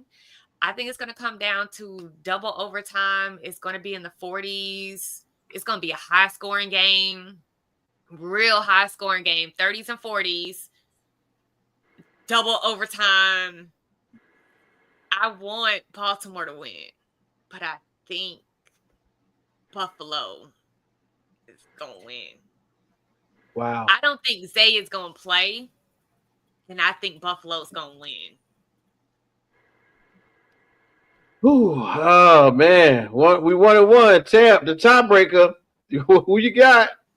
Hey, look, this is one of those games where both quarterbacks need to win, and neither one of them can afford to lose. Because you talk about even if Lamar or Josh Allen have a good game, when either one of them lose this game, it's not a question of if either one of them gonna win. When either one of them lose that game, that media scrutiny is gonna come down like the hammer in the court, because they're gonna find a way to blame it on the quarterback, even if the defense fails. I guarantee you, and that is why I said this is a game that both men need to win, but neither can afford to lose, because that scrutiny is going to come down, especially if we get to the NFL awards, and the loser of this game wins the MVP. Then the scrutiny is going to come down even more, especially if that man is done by the name of Mr. Jackson. If Mr. Jackson wins MV3 and loses this game, the media scrutiny, we're going to hear about it all summer long. We're going to be singing Sweet Home Alabama all summer long if he loses. But I don't think he's going to. Why? He got the luck of the dogs on his side. The last few years, guess what? He's been through nothing less than a conference championship game. Why? Because he has the luck of the Bulldogs, Todd Monken. And he's been through nothing less than a conference championship. I think this is the year of Lamar. And I think that Todd Monken's finna help this team win another championship, just like he did twice with my dogs. So I'm going with the big dog, Todd Monken. We need you back in Georgia, by the way, after this year. After you help Lamar, come on back to Georgia. Come on back home. But I digress. The big dog with Lamar Jackson is going to take this game. And guess what? Look for Derrick Henry to have at least 150 yards. Ooh, that boy said 150. That's a hey man. All I know is that stiff arm on my boy Minka Fitzpatrick told me everything I needed to know. Okay, I'm telling you. So let's keep it going, y'all. We 2 more games left. Let's go ahead and jump right into it. I like this one, man. Coach Joey, this is your time to shine. January 9th, 3 p.m. NBC and Peacock. We got Eagles, Rams, and right now, of course, we playing in Philly. Coach Joey, man, we go that defense gonna travel again, or we gonna be doing Fly Eagles Fly next week? What do you think? Hey, that defense definitely gonna travel. Let me start off by saying this: them boys baked the bricks off us. They whooped us when we played them in the regular season. The team that we're taking to Philly is not the same team that they faced in the regular season. We're a little bit healthier. It's kind of ironic because this Rams team has changed their identities midway through the season. All right. So when you traditionally think about the Rams and McVay, you think about a high scoring offense, pass heavy. These last 6-7 weeks, we've relied on defense and we relied on the run game a lot. All right. So we set our starters out week 18. But if you look from week 15, week 16, week 17, and this last playoff game against Minnesota, an opponent has not scored over 10 points on us. All right, we held them to 10 points or less. Jalen Hurts is not really playing good football right now. All right, so if we can contain Saquon, I still think Saquon will get about 100. But if we can contain Saquon and not let him get the 200 that he got on us the last time, and we make Jalen Hurts throw that ball, I feel very strongly that we can definitely win this game. I want to predict us to win this game. It's just going to be the most physical game of the weekend, in my opinion. Philadelphia probably the most physical team in football. You've seen what we did against the Minnesota Vikings. I feel like we can match their physicality. It's going to be one in the trenches. So whoever wins in the trenches is going to win this game. And we just got to contain Jalen Hurts as well. He's not going to be Sam Darnold and be a sit duck in that pocket. When we do collapse the pocket, he's going to attempt to evade, escape, and we got to get them down, and we got to force them to throw. I think we can do that. We got a good run game. Our run game and our defense is going to travel. We're going to be able to withstand it, and I think it's going to be pretty low scoring, pretty defensive, but I give us the edge, and I think we're going to move on to see the winner out of Detroit and the Commanders. So I'm going to go with my Rams. We already do that, man. We already do that. All right. So, yeah, Jess Girl, we rolling with Joe? Or we got Philly on the low? So, I had to go look up some stats real quick. Okay. So, I was watching the game the other night. They said the shortest person on the O line for Philly is their center, and he's like 6'2", 6'3". That's the shortest person on the O line. The shortest person. Everybody is like 6'4" and taller. Yeah. So shout out to my niece because I know she's watching. Fly Eagles fly. Fly Eagles fly. Yeah. Yeah. I'm gonna take the Eagles all day, every day. All right, all right. One more time, man. Champ, you got to come with the tiebreaker on this one. We split.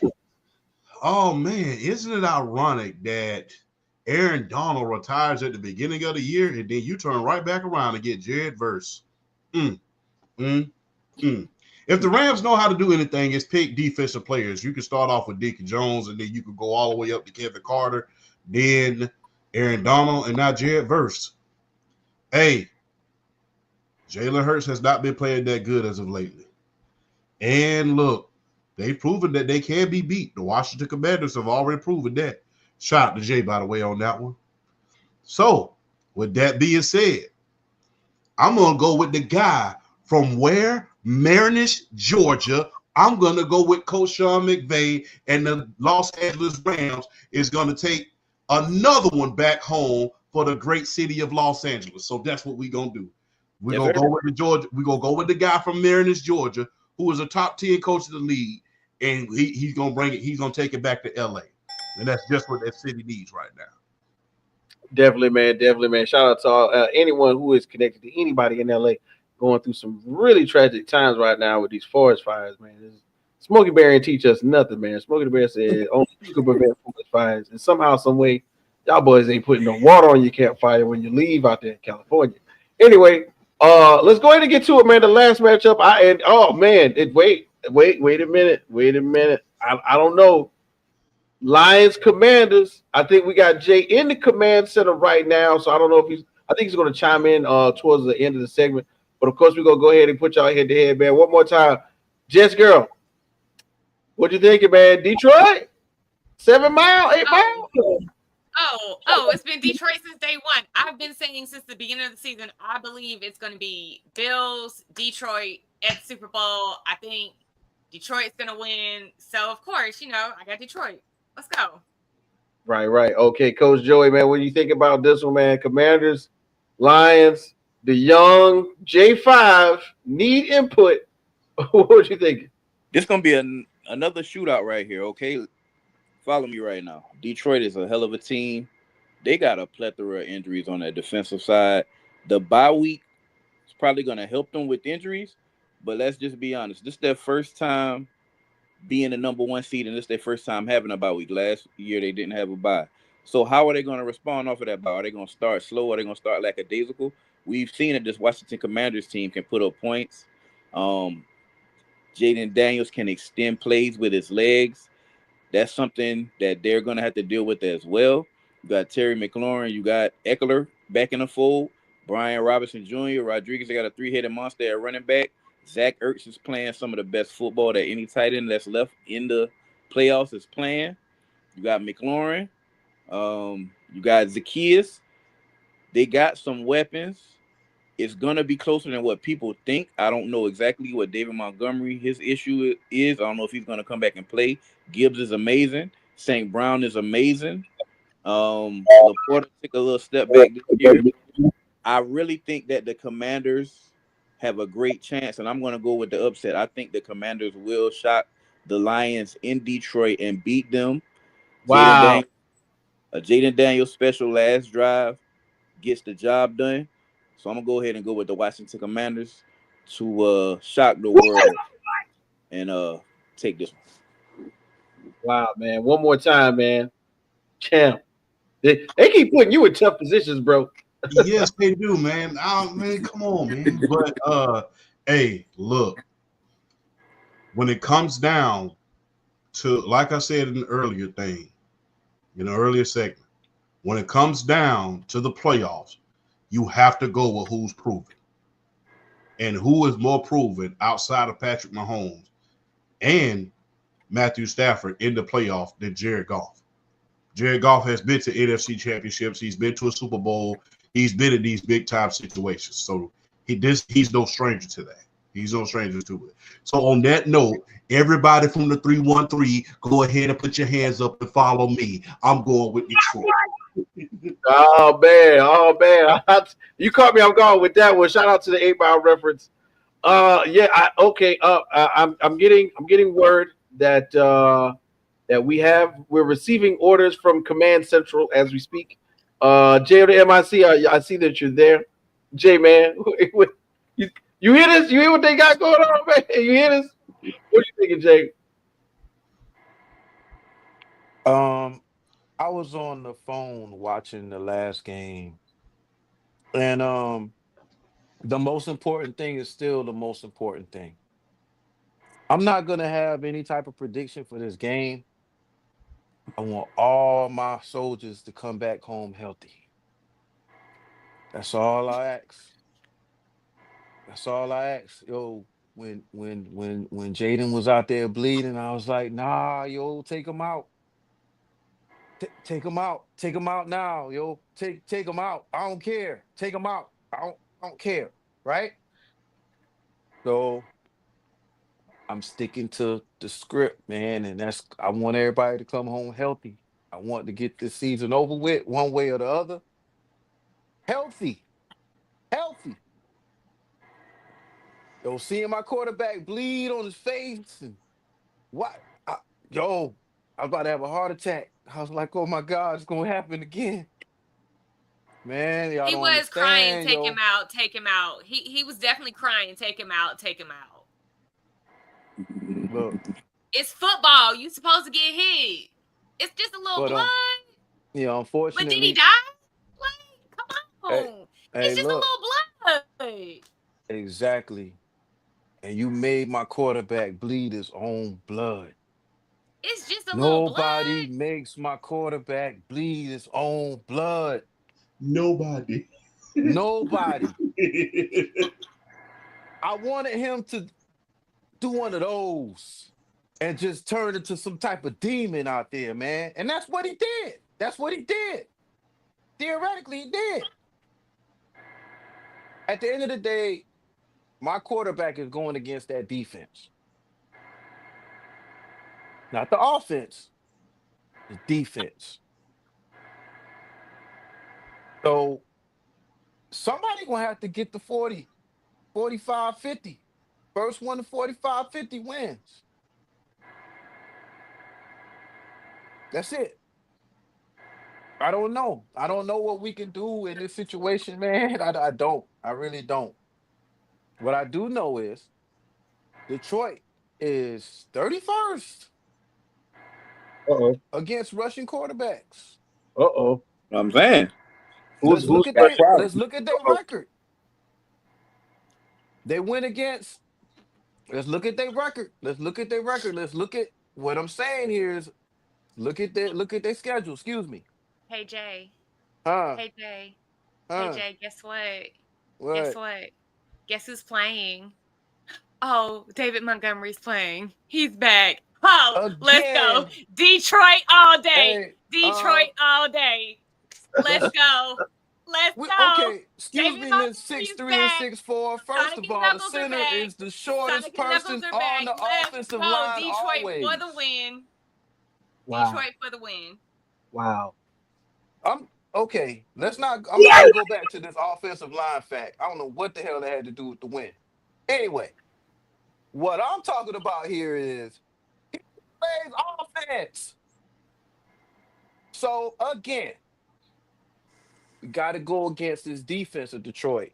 31st against rushing quarterbacks, right? They don't do well. They don't do well. They do well on third down. That's one thing I can give them. They do great. They're first in the NFL on third down. When you get that's the only thing I'm concerned about, man. When you get that third down and you get that stadium rocking, that's what I'm concerned about. Third and fourth downs. We're gonna see a lot of third and fourth downs in this game. Trust me. Okay, Jay, I looked it up. As of the 10th, y'all were ranked the 13th in the NFL for total defense. You really think that your defense, your 13th ranked defense, is about to stop Sonic Knuckles and St. Brown?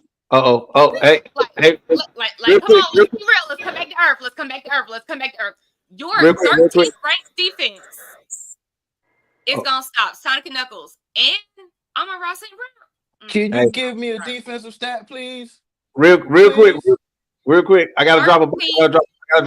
I gotta drop a bomb. 13th ranked defense in 13th total defense in the NFL.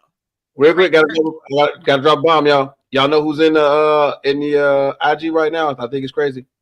Gotta drop a bomb for Scott Cunningham in IG right now. What's up? In and around Atlanta sports, anything Atlanta sports. Met Mr. Cunningham, had a great conversation with him at the Atlanta Hawks game. I got a chance to check out. Thank you, Scott, for checking us out right here at Rec Room Sports. Hey, look, Jay, you're a resident of Atlanta at one point in time. Pretty cool. He gets to be in the show. Now y'all can go back at it now after that. Hey, real quick. What's going on, Scott? Hey, real quick. Jared Goff. I'm very familiar with Jared Goff's game. He's been my quarterback for several years. All right. And in big games, sometimes he disappears. I.e., the Super Bowl, where we got there as a prolific high-scoring offense, and we scored 3 points. All right? Also, earlier this season, we've seen him have a 5-interception game. If this game comes down to Jared Goff having to win this game with his arm, mistakes can and will be made.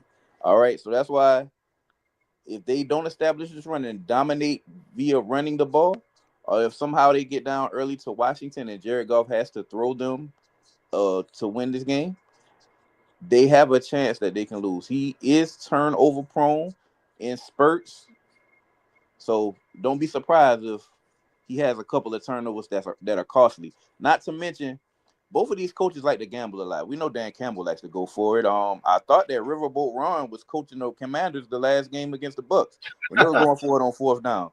They didn't get it on 2 of them. Could have took some field goals and had the game, had total a little more control over the game. Jaden Daniels came through on a big 4th and goal through a touchdown pass. But it could come down to them having some questionable 3rd and 4th down calls that could cost them points, leave points on the board for both teams. I know for sure Detroit will be going for it on a couple of 4th downs.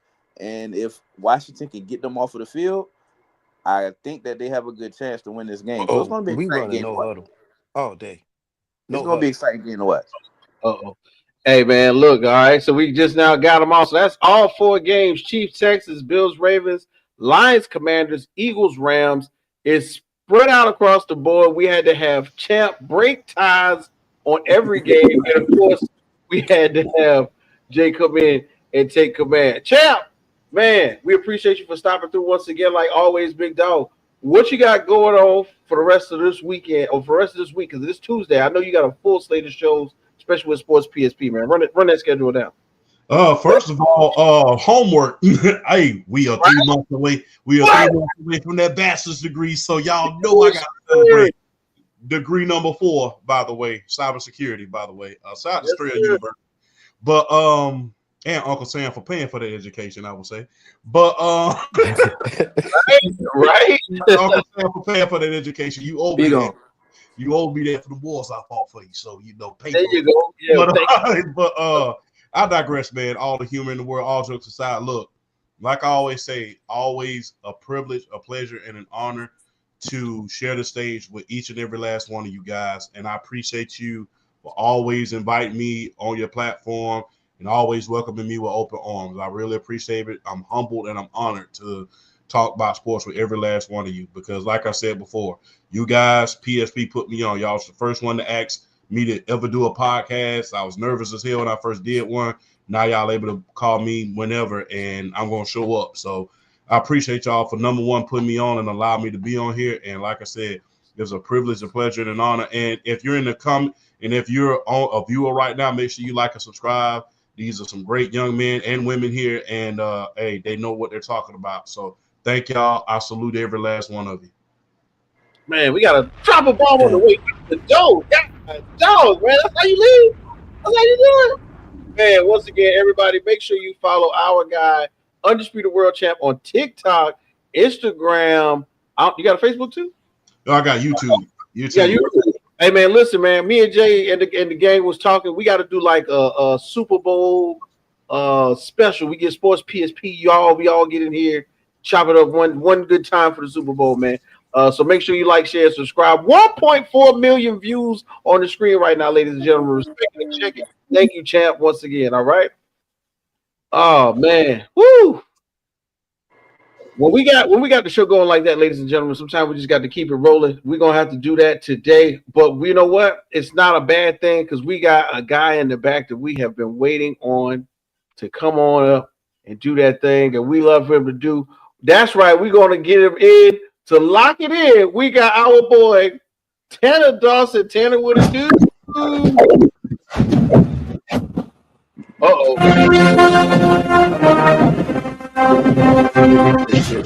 Ladies and gentlemen, I heard every word you guys said about that Chiefs Houston game, and we'll talk next week. Guys. Hey, lock it in. We had a hell of a weekend. There. Okay. We came across pretty heavy. By the way, I think we nailed, outside of Scott's bet there, Coach Joe, but we nailed that Los Angeles Rams money line last Tuesday night. So yes, sir. That's right. And I had a feeling. We talked about it a little bit. Hey, that's how it goes there. We also nailed a bunch of player props from our Sunday show on Lock It In right here on the Rec Room Sports Hub. We nailed almost, I think, every single one, pretty close to it. So hey, Tanner really loves. You know what, Alan? I think somebody's not on the show this weekend. So just like that. We're down to just Scott Cobe and I. All right. Got COVID, man. Hey, guys, look, we have some good bets here. Now, I don't have all the lines yet because some of the player props still haven't dropped, but I'll give you the ideas and the lines to watch for. I got 4 bets for you this weekend. No money lines, no spreads, no over-unders. We're not touching that yet. We're going to wait probably this weekend. So catch us on Saturday for the Saturday games, Sunday for the Sunday games in the morning. We will have those bets for you guys and more player props to even get, crazier with your bets, right? But let's take a look here. We got 4 player props here for this week on Tuesday to watch for. Kenneth Gainwell. We're looking at the under of his rushing yards prop. Wild card weekend. It was 33.5. This guy only ran for barely, not even 8 yards, okay, in his rushing yards, okay? We're looking at that under. It's probably going to be something in the 20s this time. Look at him being under. Coach Joe, I anticipate Los Angeles to give these guys a hard time and they can't take Saquon out. That's the biggest key here. That's why we're going Kenneth Gainwell on his under. Another guy we hit pretty nicely on last week, Bateman, Rashad Bateman, guys. His receiving yards, he was at 44.5 last week. He hit 53.6, ended up there. So you got that over. We're looking at the over receiving yards again. Yeah, Zay's probably going to return, most likely, possibly. I don't know. Really, I'm not worried about that. Bateman's been a solid target for Lamar, and that Bills defense, they got some issues, guys. They got some issues there to worry about. So we're going to Rashad Bateman over his yards receiving for this game here. Nico Collins. That's right. That's right, ladies and gentlemen. Nico Collins. kind of disappeared for a while there. His receptions was 6.5. Okay. This guy hit a 7 mark. 7 mark. And it's been a long time since he's seen the 7 mark, I feel. I feel that way, at least from a bird's eye view here. So we're going to take over his receptions. This guy has to be a factor against the Chiefs, against my Chiefs. And this time around, he will be. No Tank Dell. Mechie isn't it. Robert Woods isn't it. Dalton Schultz, you can't even get him open you can't even get the ball to him half the time. In a run with Joe Mixon, you're going to get to Nico Collins, and that's going to be your offense there. So Nico Collins is going to be a threat to this Chiefs defense, and look at him to get his over receptions this upcoming weekend. And then finally, look, man, I don't know what is it with the Rams here. This is an interesting one, okay? Cooper Kupp, his receptions mark was 4.5. How many did he have? How many catches did? Yeah, 1. Okay. But guess what? You're going against a secondary of an Eagles defense that's not bad, right? I mean, they're pretty good. They're great coverage, but that defensive line, and they put pressure on Stafford, guess where he's going to be looking? It ain't going to be Puka. Puka's going to be locked up. He's probably going to be doubled. You're going to go straight to Cooper Kupp here. We're going over his receptions. Earlier today, it was 3.5. It's already jumped to 4.5. So make sure you guys take a look there. But that's our 4 bets here for your NFL Tuesday night Rec Room Weekly. So that's what we got, guys. So let's get at it. Let's get some more wins, and let's keep it going. Hey, man, Tanner, you know what? As we get at it and we keep it going, you know what we got to do, right? What do we got to do? Hey, we're locking it in. Let's go. Let's go. That's what we got here. I'll be back here a little later on in the show here with some more bets for you. Hey, man, Tan, man, we appreciate you, man. Stay in the back. We'll be right back to you. Oh, man, we're getting into that second hour. This is where we basically go ham, try to get the show over with, and make sure we cover every last inch of this next topic. So big shouts out to everybody who's in the chat right now. Make sure you like, share, and subscribe to the Rec Room Sports group of podcasts. You just heard from Tanner Dawson, who does Lock It In on Saturdays and Sundays, giving you the prop bets for both for pretty much all of the playoff weekend. So big shouts out to Tan Man on that one. And of course, he has a co-host who just so happens to be in the green room, one of our good friends here at Rec Room, always repping, always stepping, and we can't forget about him because he's been hanging out for a little while in the comment section as well. Big shout out to my dog, AP. AP, what's good with you? Well, there goes that endorsement deal. I guess I'm not kidding. Alan, welcome to the show, man. You know, we've been talking about so much, and I know when it comes to you, you are excited about our next topic. Oh, don't forget, y'all, we got Jess Girl right here. Make sure you follow her on IG. And Coach Joey has been hanging out up in the Rams. And we got AP in the building. We got Jay. He's taking command right now in the command center out here shooting out orders. So we got to keep it moving. We're going to go ahead and hit up that last one, y'all. And this is a really good one, in my opinion. You know what? What's going to happen with the matchup for Coach Joey and that college football playoff, man? I'm talking about we got the matchup of the first African-American head coach at Notre Dame, okay? And then, of course, Ryan Day out there at The Ohio State University is going down Martin Luther King Day on the 20th. And you know, it ain't like we ain't got Monday Night Football. We got pretty much football all weekend long being capped off by the first inaugural College Football National Playoff Championship. After we have seen all of these games, all of the allure, it finally happened, a 12-game playoff. What are some of your biggest takeaways from what we have seen so far? And I see Jets Girl. She's clamoring. Let's go ahead and you know what I just thought about the Penn State loss. Dang. Come on, man. Come on. Talk. You didn't get a chance to talk last week because you were sick. Come on and talk to us about that, man. Okay. So I'm gonna just start off by saying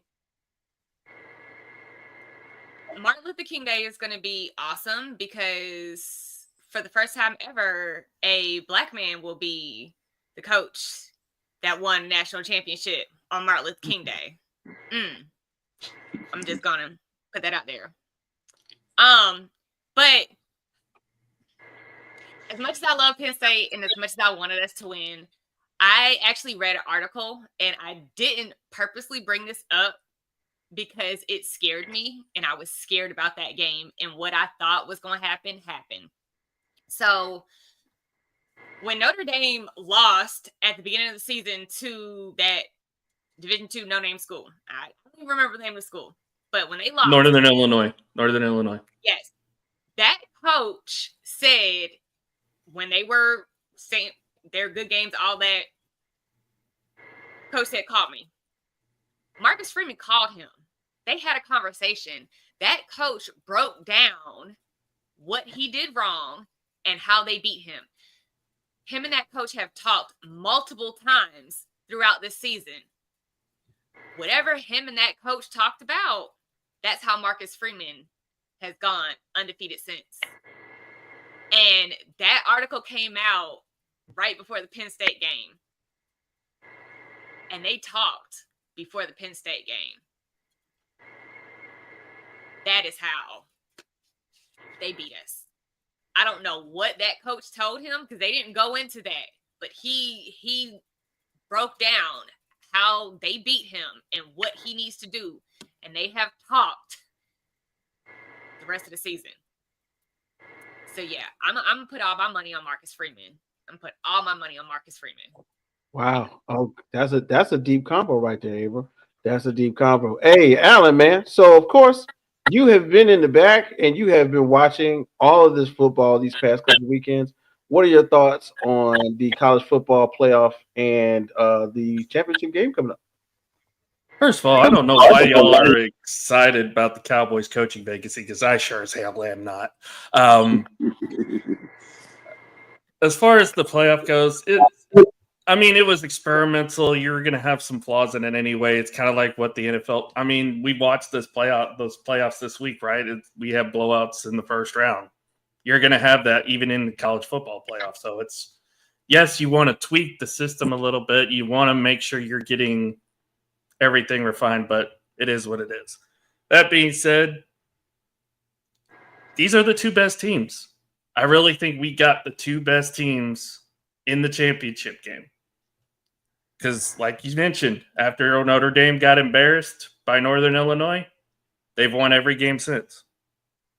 After Michigan embarrassed Ohio State, they've run through every team they've played in the playoff. So these, without a doubt, shows that the system works. So tough because I really want to pull for Notre Dame. I really do. The injuries, though, are a cause for concern, especially on defense. Whereas you're going to have three of the best players in college football on Ohio State's offense. This is going to be rough.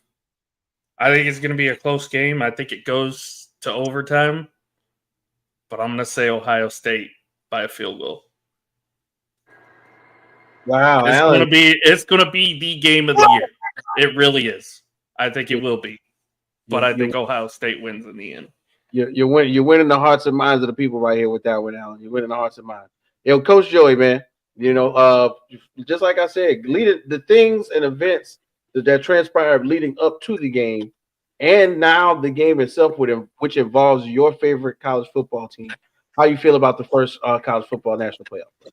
Hey, 12 teams, first year it happened. I'm glad they expanded. Very entertaining. A lot of blowouts. I would say though, I wasn't quite surprised, but a lot of people have been saying, hey, SEC is where the best football is being played at. SEC, we play each other week in, week out. Top tier teams from top to bottom, even the middle of the pack teams seem to be better than other divisions or conferences. Better teams, top tier teams in their conferences. And Ohio State pretty handily beat down Tennessee. Georgia laid an egg against Notre Dame. And then Texas They knocked off Clemson. And then they Thank you for advanced. that. Thank you for beating them, by the way. Yeah, Texas knocked off Clemson. They made some noise. But ultimately played a really good game against my Buckeyes, but then they ultimately lost as well. So seeing the NIL diversify the portfolio as far as talent and the transfer portal as well, diversify the portfolio of talent, seeing it spread across different conferences, different teams, is a pleasant surprise, and not a surprise to me, but to America now. You kind of see that, hey, SEC is not as dominant as we once thought when other aspects are in play. But to touch on the championship game, the two best teams are playing. In my opinion, like Alan said as well. I'll piggyback off that. Shout out to Marcus Freeman, okay? He's a former Buckeye himself, former Buckeye legend, former All-American at Ohio State. So shout out to him. It's gonna be a tough game. Notre Dame has one of the top defenses in the country, but also Ohio State has one of the top defenses in the country. So I do think that the difference will be offense in this game. And I will have to say, although Notre Dame does possess a great run game, I don't think they can keep up points-wise with us. They do play good defense, but they play man-to-man defense.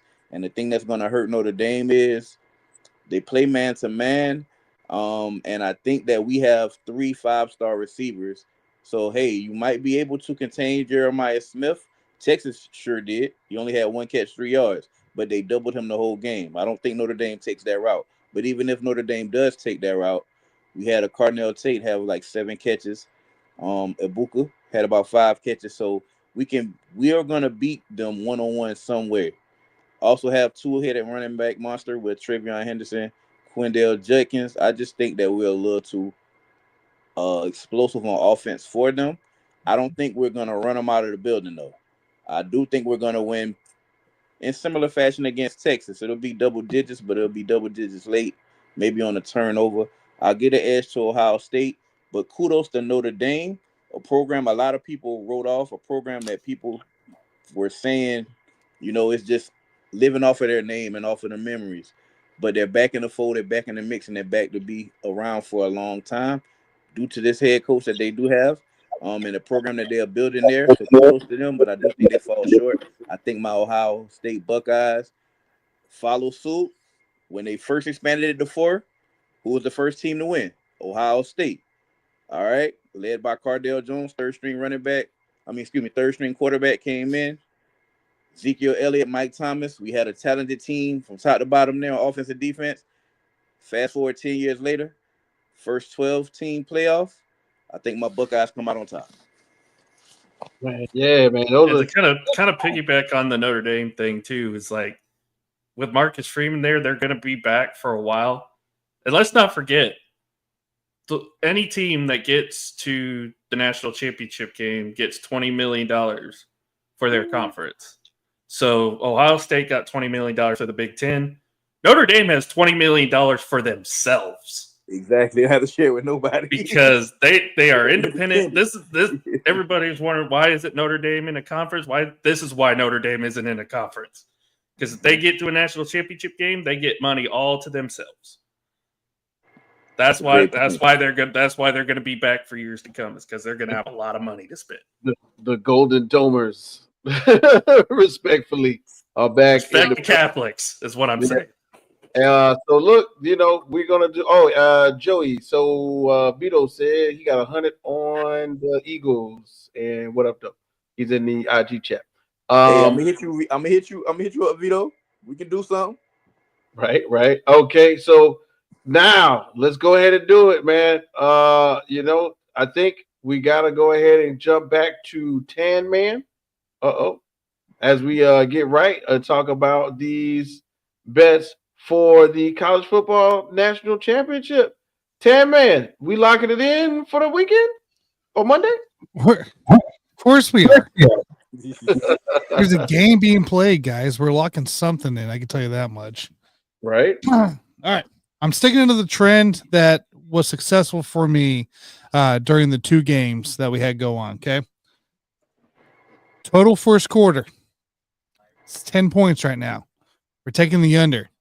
Both teams start strong. They contain. We're going to keep that under there. We're going to keep that first quarter total points on the under. Okay. I like that. Ohio State team total is 27.5. Okay. I personally think, and this is kind of going with what I'm rooting for. I think Notre Dame contains these guys further into through the first half into the second half a little bit. And I think Ohio State doesn't quite score 28 points or more. I think they're probably winning this thing at 24 points, if anything. So we're going to take team total of Ohio State under the 24 or under the 27.5 for this game here. And then finally, because I don't know, I just don't know how much Notre Dame's gonna be able to break open here after talking with Jim Behringer last night, or some other guys I've been hearing here about Ohio State. So we're gonna take the total points under 46.5 for the game here. So we're going total first quarter 10 points under. We're doing the total Ohio State points under 27.5, and then we're gonna do the total points of the whole game at 46.5 on the under. And that's what we're locking in. Oh man, I'm liking with the direction that we're headed with these, man. The Natty is going down. We are definitely going to do what? We're gonna lock this in, Lock it in. and we'll have a lot more. We'll have some more bets on Sunday morning, guys, for this game here. We'll really be breaking it down Sunday morning on top of the divisional NFL game. So if you really want to focus in on some of the bets, Alan, Scott, and myself, we'll be discussing this pretty heavily on Sunday morning. So, Gotcha, man. Hey, man, thanks again, Tanner, man. You did great tonight with the bets. We will be checking you out on Lock It In on Saturday and Sunday at 10 p.m. Eastern. hey, just go in, you hit that bell, and it tells you when I'm live. So There you go. There we go. We will be locked in for that one. Thanks again, Tanner, man. We appreciate we'll catch you guys. Go Chiefs! it. All right, man. Listen. Oh, goodness. Yo, hey, Alan, we appreciate you coming in for the college football segment, bro. We always know you're ready to go. What you got going on for the rest of the week, my guy? Well, we got baseball show tomorrow night. We're going to be talking NL Central. That'll be at 8 p.m. Eastern. So check that out. On the mat Saturday night, where we talk Friday Night SmackDown. We did Monday Night Raw tonight, myself and Mr. First Down, or as I like to call him now, the Petulant Child. Shout out to Sam, by the way. He's awesome to work with. And then, of course, as Tanner mentioned, Lock It In every Saturday and Sunday morning. So definitely check that out for sure. Oh, yeah. Don't forget your Friday night. We got basketball again, Alan. Don't forget. Yeah. All right. So we appreciate you, man, Alan, for stopping through. You know what to do, man. We'll be back next Tuesday, and you'll be back as well, man. Thanks again. Yeah. Thank you. Thank you. Thank you. All right, man. So we're getting closer to the end of the show, and you know how it go. These are where we like to talk about a little bit of the slice of life. Now, Miss Jess girl, Miss April, you were gone for a week. Some things have been happening around the world. We've all been taking notice to it. And in my opinion, one of the people who has a strong connection to these areas is yourself. So we're going to go ahead and give you the floor. Let us know what you think about for the slice of life. So, as most of you are aware or know, a little over a week ago, wildfire started out in LA. It started as one fire. They're up to 5 now. I used to live in LA. I lived in LA for almost 2 years, and I still have a lot of friends that live out there. And I mean, it's bad. Entire communities are gone. And what started out as one wildfire quickly spread to 5. Some of them are because of arson, but some of them are legit wildfires, and they're not being contained. I mean, entire communities are gone. People are losing houses, their businesses, everything is just gone. It's devastating. So, one, if you can, please donate. they have multiple ways posted all over social media. They also have it on the news. I believe you can contact the Red Cross. They have shelters that are accepting donations. But if you are able to, please, please, please donate whatever you can, whether it be supplies or money or whatever, to those that lost everything, because that is just devastating. So, and then for those that lost their lives, because there have been at least 10 deaths, I want to send my condolences to their families. Like, this is just unimaginable. Like, you wake up, you go to work, and you get an evacuation notice, and some people aren't even able to go back home and get anything, and their houses are gone. Everything that they own are gone. And it's just not just celebrities, it's everybody that are losing things. And then people are dying because they're thinking, oh, it's okay, I've lived in a wildfire before. And it's not. It's 10 times worse. Last check, as of Sunday, it was at $52 billion worth of damage. 52 billion. And most people don't have insurance policies. I know State Farm was one of the big insurance carriers out there, and they canceled, I think it was something like 2,000 policies, 1,600 to 2,000 policies were canceled right before these fires started. So not only are people losing everything, but they don't even have insurance money to fall back on to even try to rebuild. So just, if you are a spiritual person, please say a prayer for them. If you can donate something, please donate. Please keep them in your thoughts and prayers, because this is just unimaginable what these people are going through.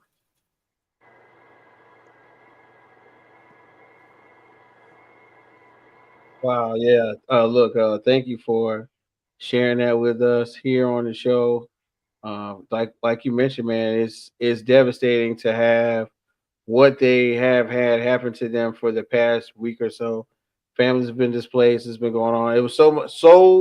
It's so crazy that they had to have the game, you know, transposed it to the Arizona Cardinal Stadium, where they spent uh, pretty much thousands of dollars reinvigorating the stadium so that it could be held up for families of the Rams players. You know, several hundred teammates and their families, pets included, were transported by the Cardinals, two planes from California to Arizona. I thought that was really cool of the organization to do that. And then all of a sudden, we somehow, some way, we still got a really good football game out of it, especially from the part of the Rams. And so that's really where I wanted to get to that one, because of course, hey, when we talk about what's going on in the world with these slices of life, we really want to have something to kind of bring everybody together. And then of course, hey man, we got one more thing going on right now. Hold on, man. I think Jay is back in the command center. He's ready to go. He's still taking command. Hold on. Let's go ahead and there we go. Jay, what's good? We are here. We ready to go? I think we are. Basically, everybody, we gonna, I guess, do a little bit of buy or sell. Um, so basically, April's gonna give us a few topics. Something that we didn't quite talk about might not necessarily always have to do with sports, but she just pretty much, gives us the topic. She brings it to us. It's either something that could be outlandish. It could be something having to do with sports. It could be anything. Could be a little bit about life situations. It could be anything. And we pretty much like, hey, yay or nay, on the situation. And we just give our opinion.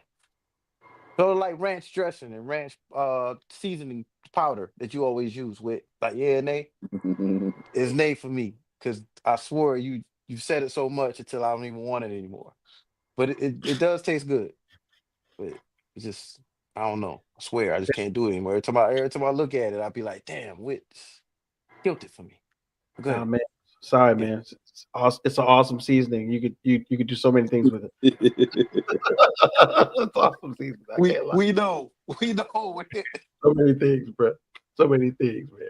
But anyway, yeah, Miss April. So what we All selling? What right. we doing? All right. So first one, it has to do with the fires. Does have to see. I had for this.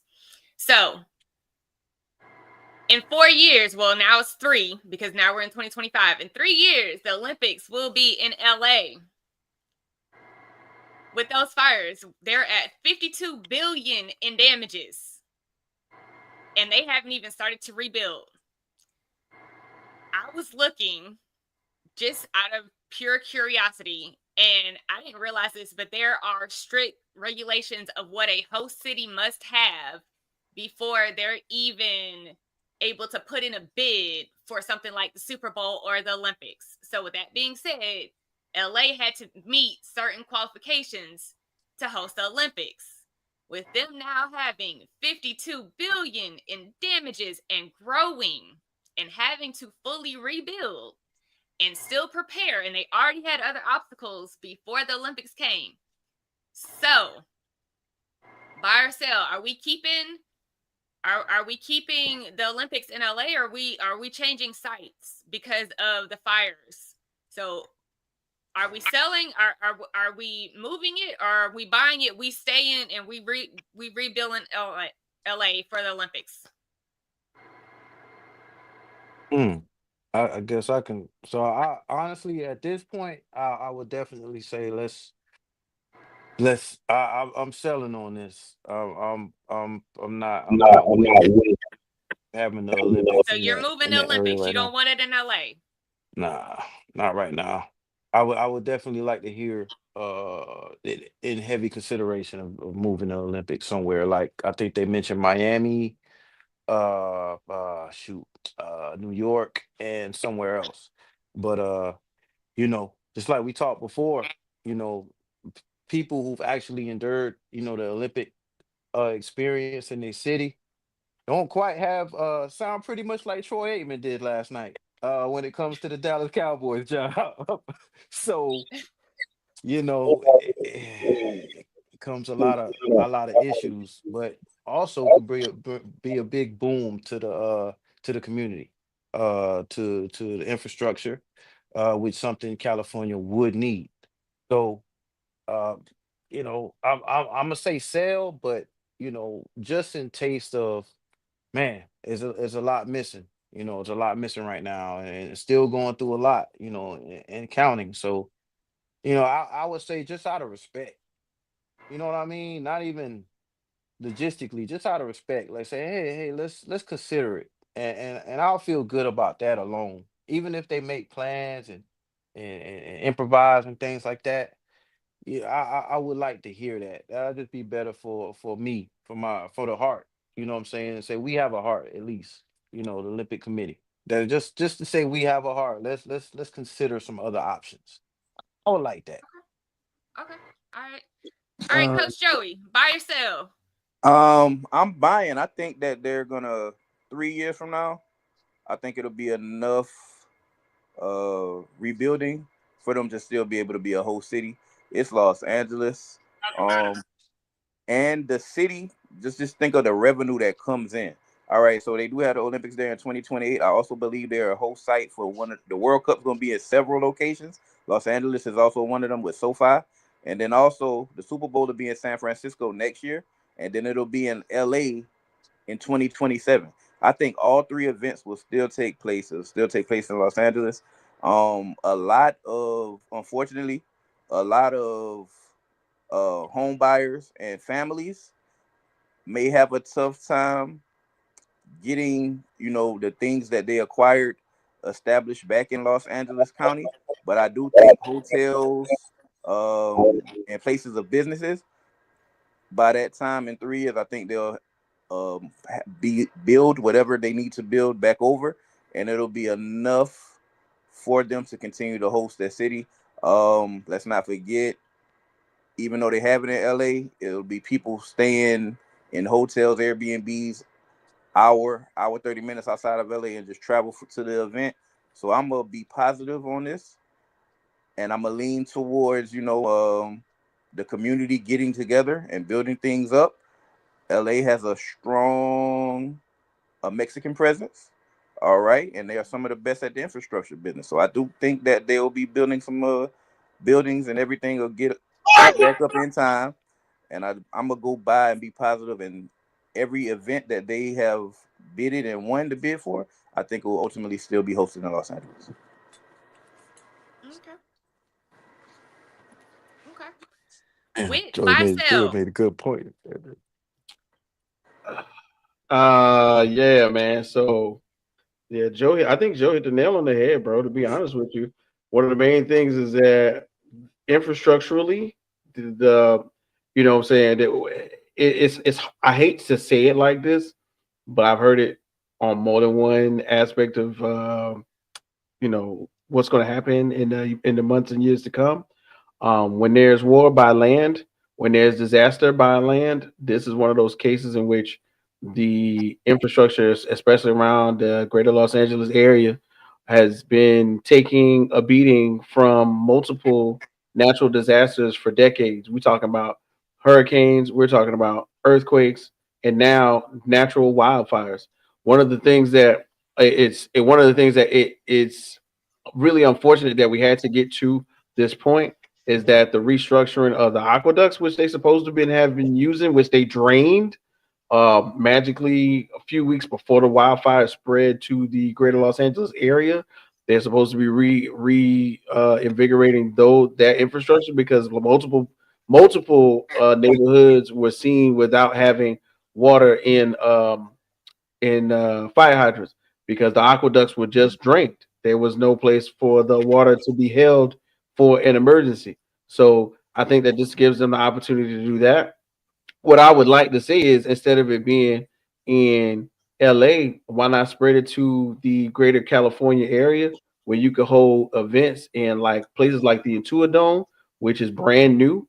The Clippers, Steve Ballmer spent I think like $42 billion on having that stadium built. Why not have some events there? They got some of the best technology in the known world for fans to interact with and to one of the biggest LED single screen in the world, if I'm not mistaken. It's bigger. It feels a larger capacity than the one in Jerry's World. You know what I'm saying? So I think that would give them a great opportunity. Then we can't forget about we can go to the Bay, the San Francisco culture, which actually at Golden State right now, their new dome, I mean stadium just got put together. I mean, like in real life, the life of like California at the Chase Center, right? There's several places that could support these events, but of course, when it comes to the Olympics, we like to have it in a concentrated area. I think that the I can buy and sell this one, and I'm gonna cut it off like that because I can buy the idea of keeping it, but sell the idea of keeping it in LA. Let's keep it in California and just transpose it to places like I said to the Intuit Dome, the Chase Center where the Golden State Warriors play, and then of course there are multiple campuses like UC Irvine, the Rose Bowl could host event. Like there are several places in California that have big names, lots of allure that you could definitely hold Olympic events in. And so I'm still down with the bid in Cali. I mean, what's Snoop gonna do? Yeah. Anyway, let's continue. Okay. All right. So, next question. And if you say the wrong answer, we're going to have to see each other. Uh-oh. So there's a correct answer to this one. Just going to let you know now. So, now I'm rocking my Carolina. I feel like Carolina doesn't get a lot of recognition or the recognition that they deserve, especially last season. So, with that being said, we are about halfway through with the season. Carolina girls are ranked number 2. Buy or sell? Do they repeat?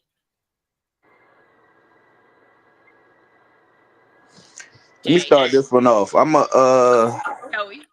I'm gonna buy it. I think they do repeat. All right, I'm a Carolina Gamecock fan as well when it comes to women's basketball. But I will say, I think it's more competition this year than it is last year to dethrone the Lady Gamecocks as champions. I ultimately think we get it done. We still got the best coach in college basketball in Don Staley.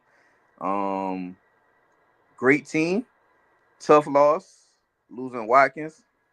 But I think we bounce back. I think we still have enough to get it done, and I think we do get the job done. I do think, though, they may stumble and lose another game, which may ultimately help them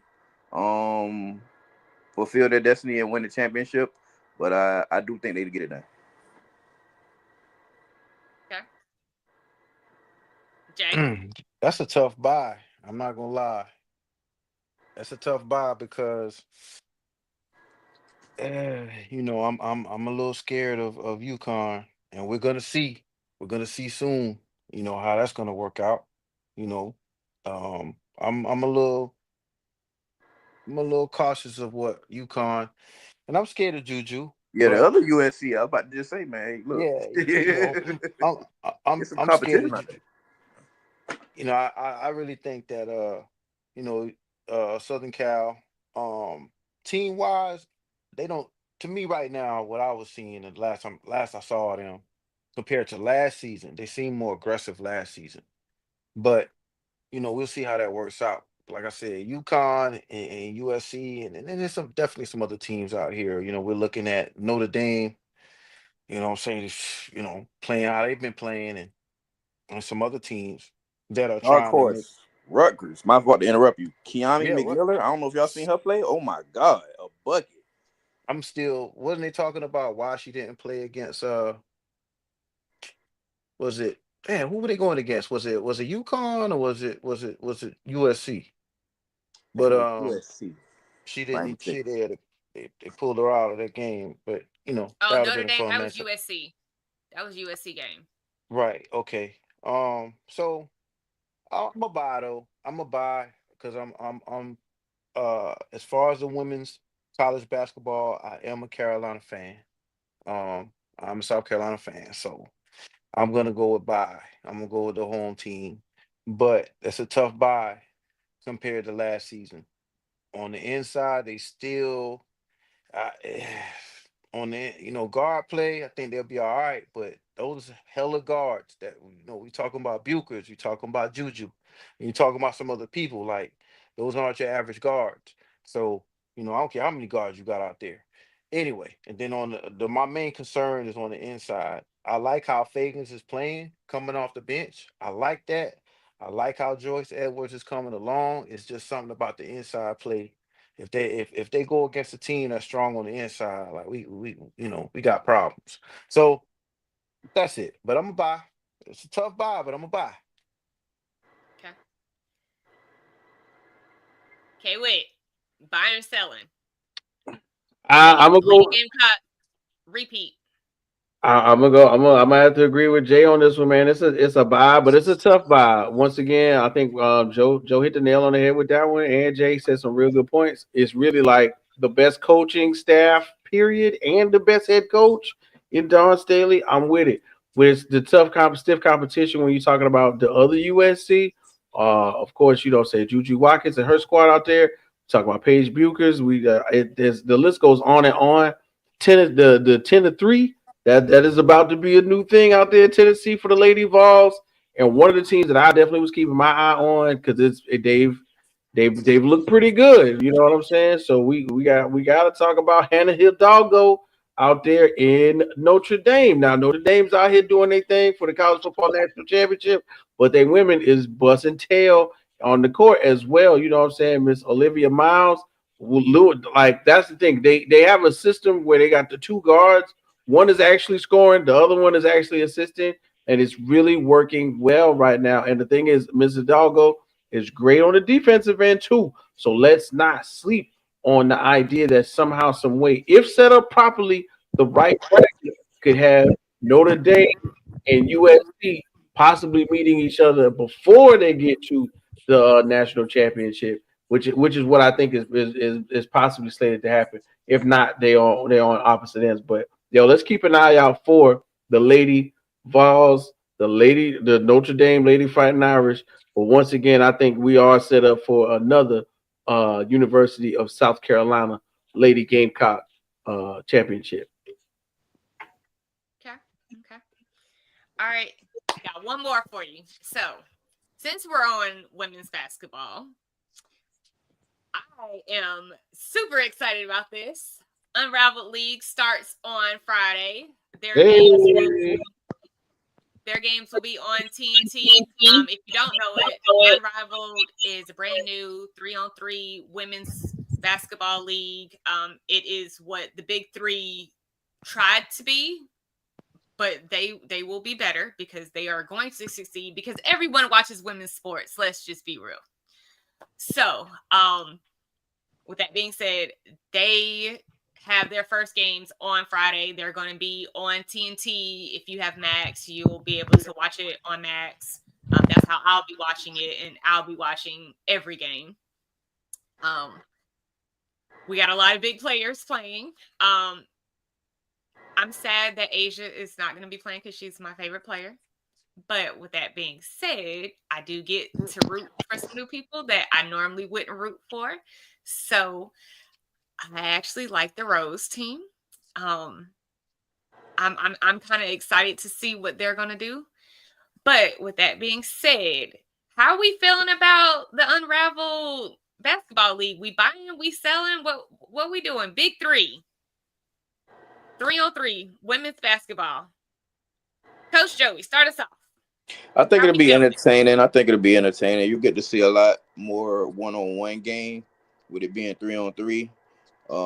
So some of the players who may have had to been a role player in the WNBA or their respective leagues that they're coming from, I think you'll be able to see a lot more of their skill set flourish and them get more opportunities.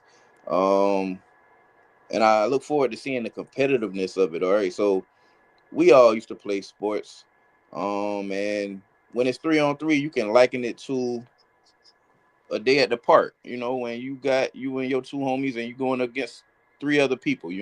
So it's gonna be very competitive. A lot of one-on-one game. Get to see who wants it more. So I'm interested. I think it is going to be entertaining. So I'll definitely be tuned in. Oh, and I meant to mention, in the middle of the season, there will be an in-season tournament, a one-on-one in-season tournament. Oh, So I didn't know how the that. NBA does the in-season tournament, and they got it from the MLS, where the MLS does the in-season tournament. So Unrivaled will have an in-season tournament. It'll be a one-on-one in-season tournament.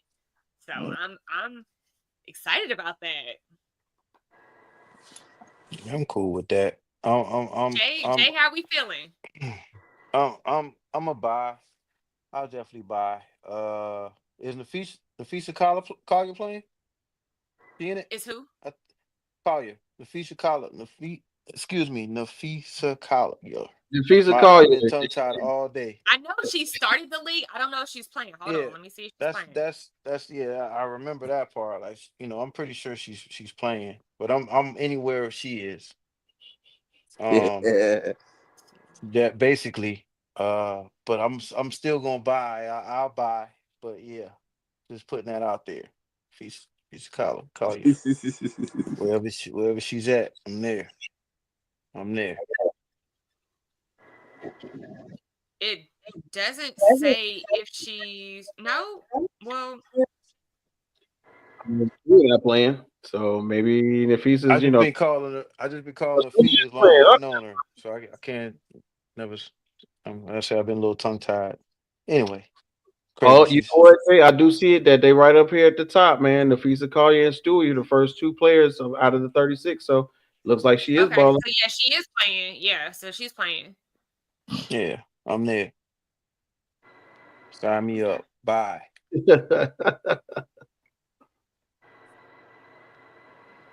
Yeah, man. So this is what I'm gonna do. I'm gonna kick it like this. When I see names like the aforementioned Breonna Stewart, when I see Nafisa Collier, when I see 305 Barbie, Angel Reese, when I see our girl Natasha Cloud, y'all know what's up with that. Skylar Diggins Smith, Miss Courtney Vandersloot.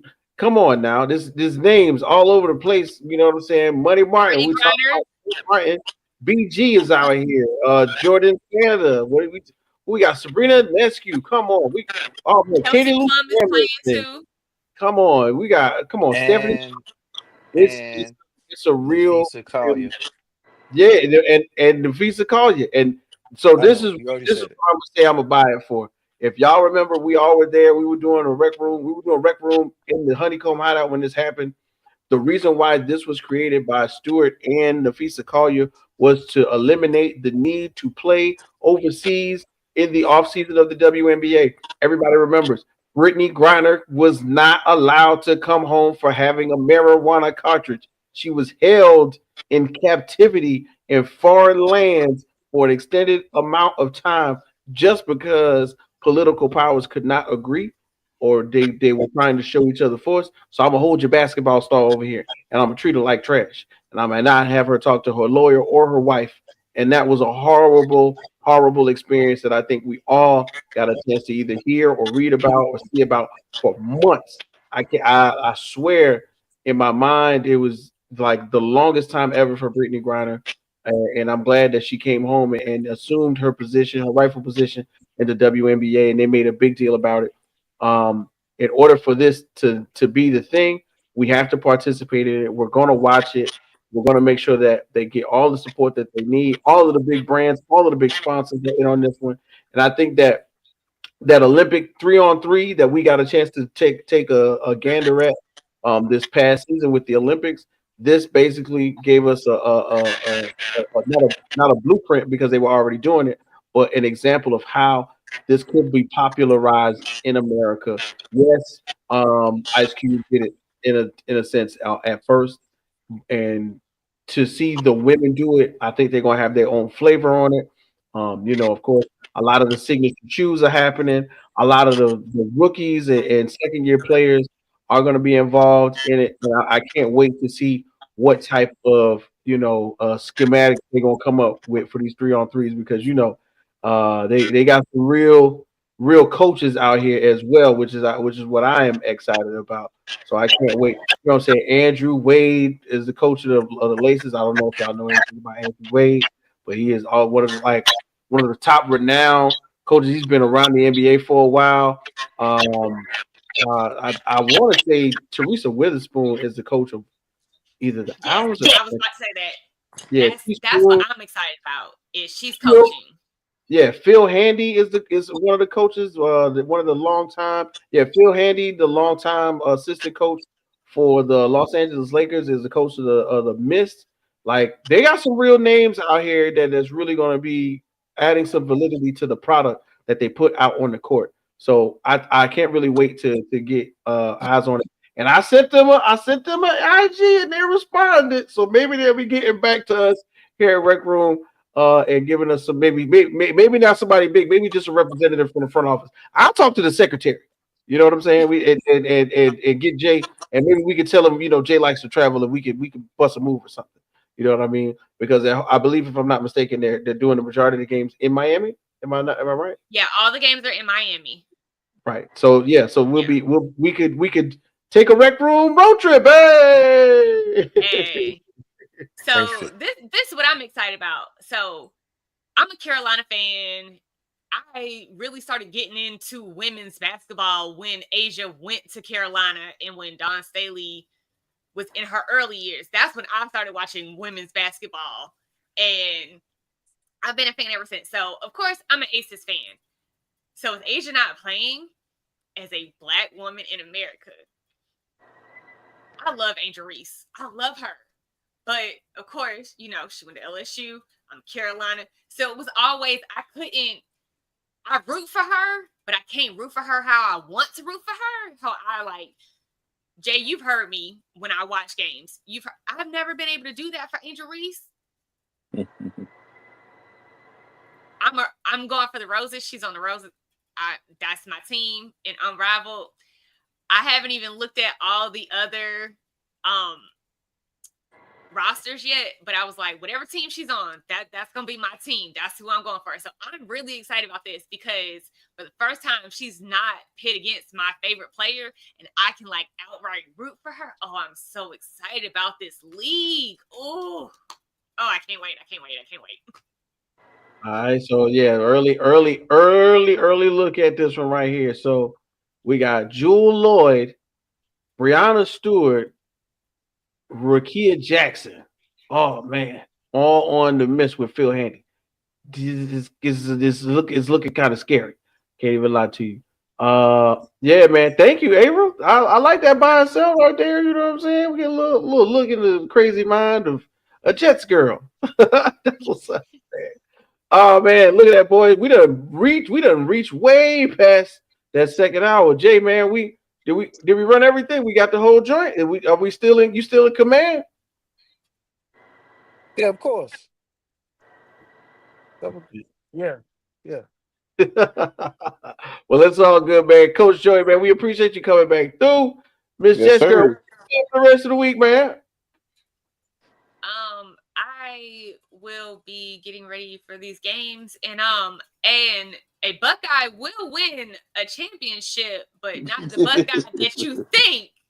The Buckeye will be a coach. Will win national championship. So when I see y'all next Tuesday, we're gonna be congratulating the Buckeye that's the coach. But no, I'm just gonna be watching games all weekend, still recovering from being sick. But yeah, I'm gonna try to get a couple TikToks in before they get shut down. Oh man, yeah, we got. I hope it doesn't get banned. I've been learning a little 1-2 shuffle. Yeah, I'm gonna try. That's crazy. Well, hey, Jay, you know what I'm saying? As the command center reaches its peak performance level as we get closer and closer to the game, man, what we got planned, man? We got to call in Norman Schwarzkopf for this show. You know what I'm saying? Hey, they had the story about Schwarzkopf when he went over to Iraq. They gave him a game plan of how to go to war, and it was like a 2-month plan. He said he called them in like 2 weeks and was like, "Yeah, all of that was supposed to be done in 2 months. It's over. That's done. I took care of that." You know what I'm saying? But that's another story why they were there and all that. You know, figuratively speaking, we need Norman Schwarzkopf to go in and help us put up 50, man, and win this game because we're gonna need it. You know what I'm saying? So, hey, man, hell yeah, we up for it. We got the best quarterback in the league, man, and to you know, he's up for the job. Let's see what happens, man. Let's see what happens. And shout out to Joey, man. Maybe the Rams. You know what I'm saying? The Rams got it easier than we do. You know what I'm saying? I don't But know, hey, man. I wish we could trade places. I wanted Detroit. You know, it's personal between LA and Detroit right now. It's brewing into one of the newer rivalries. But I think y'all handle business. I think I handle business, and I think we're gonna have a very interesting show next week when it's NFC preview Rams Commanders. Heck yeah, man. Look, man, you know how it goes, man. Each and every week, we're going to try to do a little bit of basketball at the end of the week. So Friday, we're doing In the Hoop with the whole game. It's going to be me, Jay, Alan, Bobby, who I believe is going to give us a bit of a movie review on Friday. So shout out to Bobby G and Alan Parallels, who was on the show earlier, man. Y'all already know what time it is with me, man. I can't believe it. We did it. We had a great show. I want to thank everybody who's in the comment section. And once again, you know how we do it here on the Red Room Sports. We're going to be doing it on Tuesday, back again. And I can't wait till we get to see who's going to be going to the Super Bowl. So we got like 2 more weeks for that. So make sure you check in with us. Man, dog. Oh, for Jay, for Joe, for Jess Girl, man. We had a great show. We're going to be back. Make sure you like, share, and subscribe. Tell a friend to tell a friend. We're going to be back again. I'll see you next week. Yeah. Oh yeah, we gotta hit the button too, right?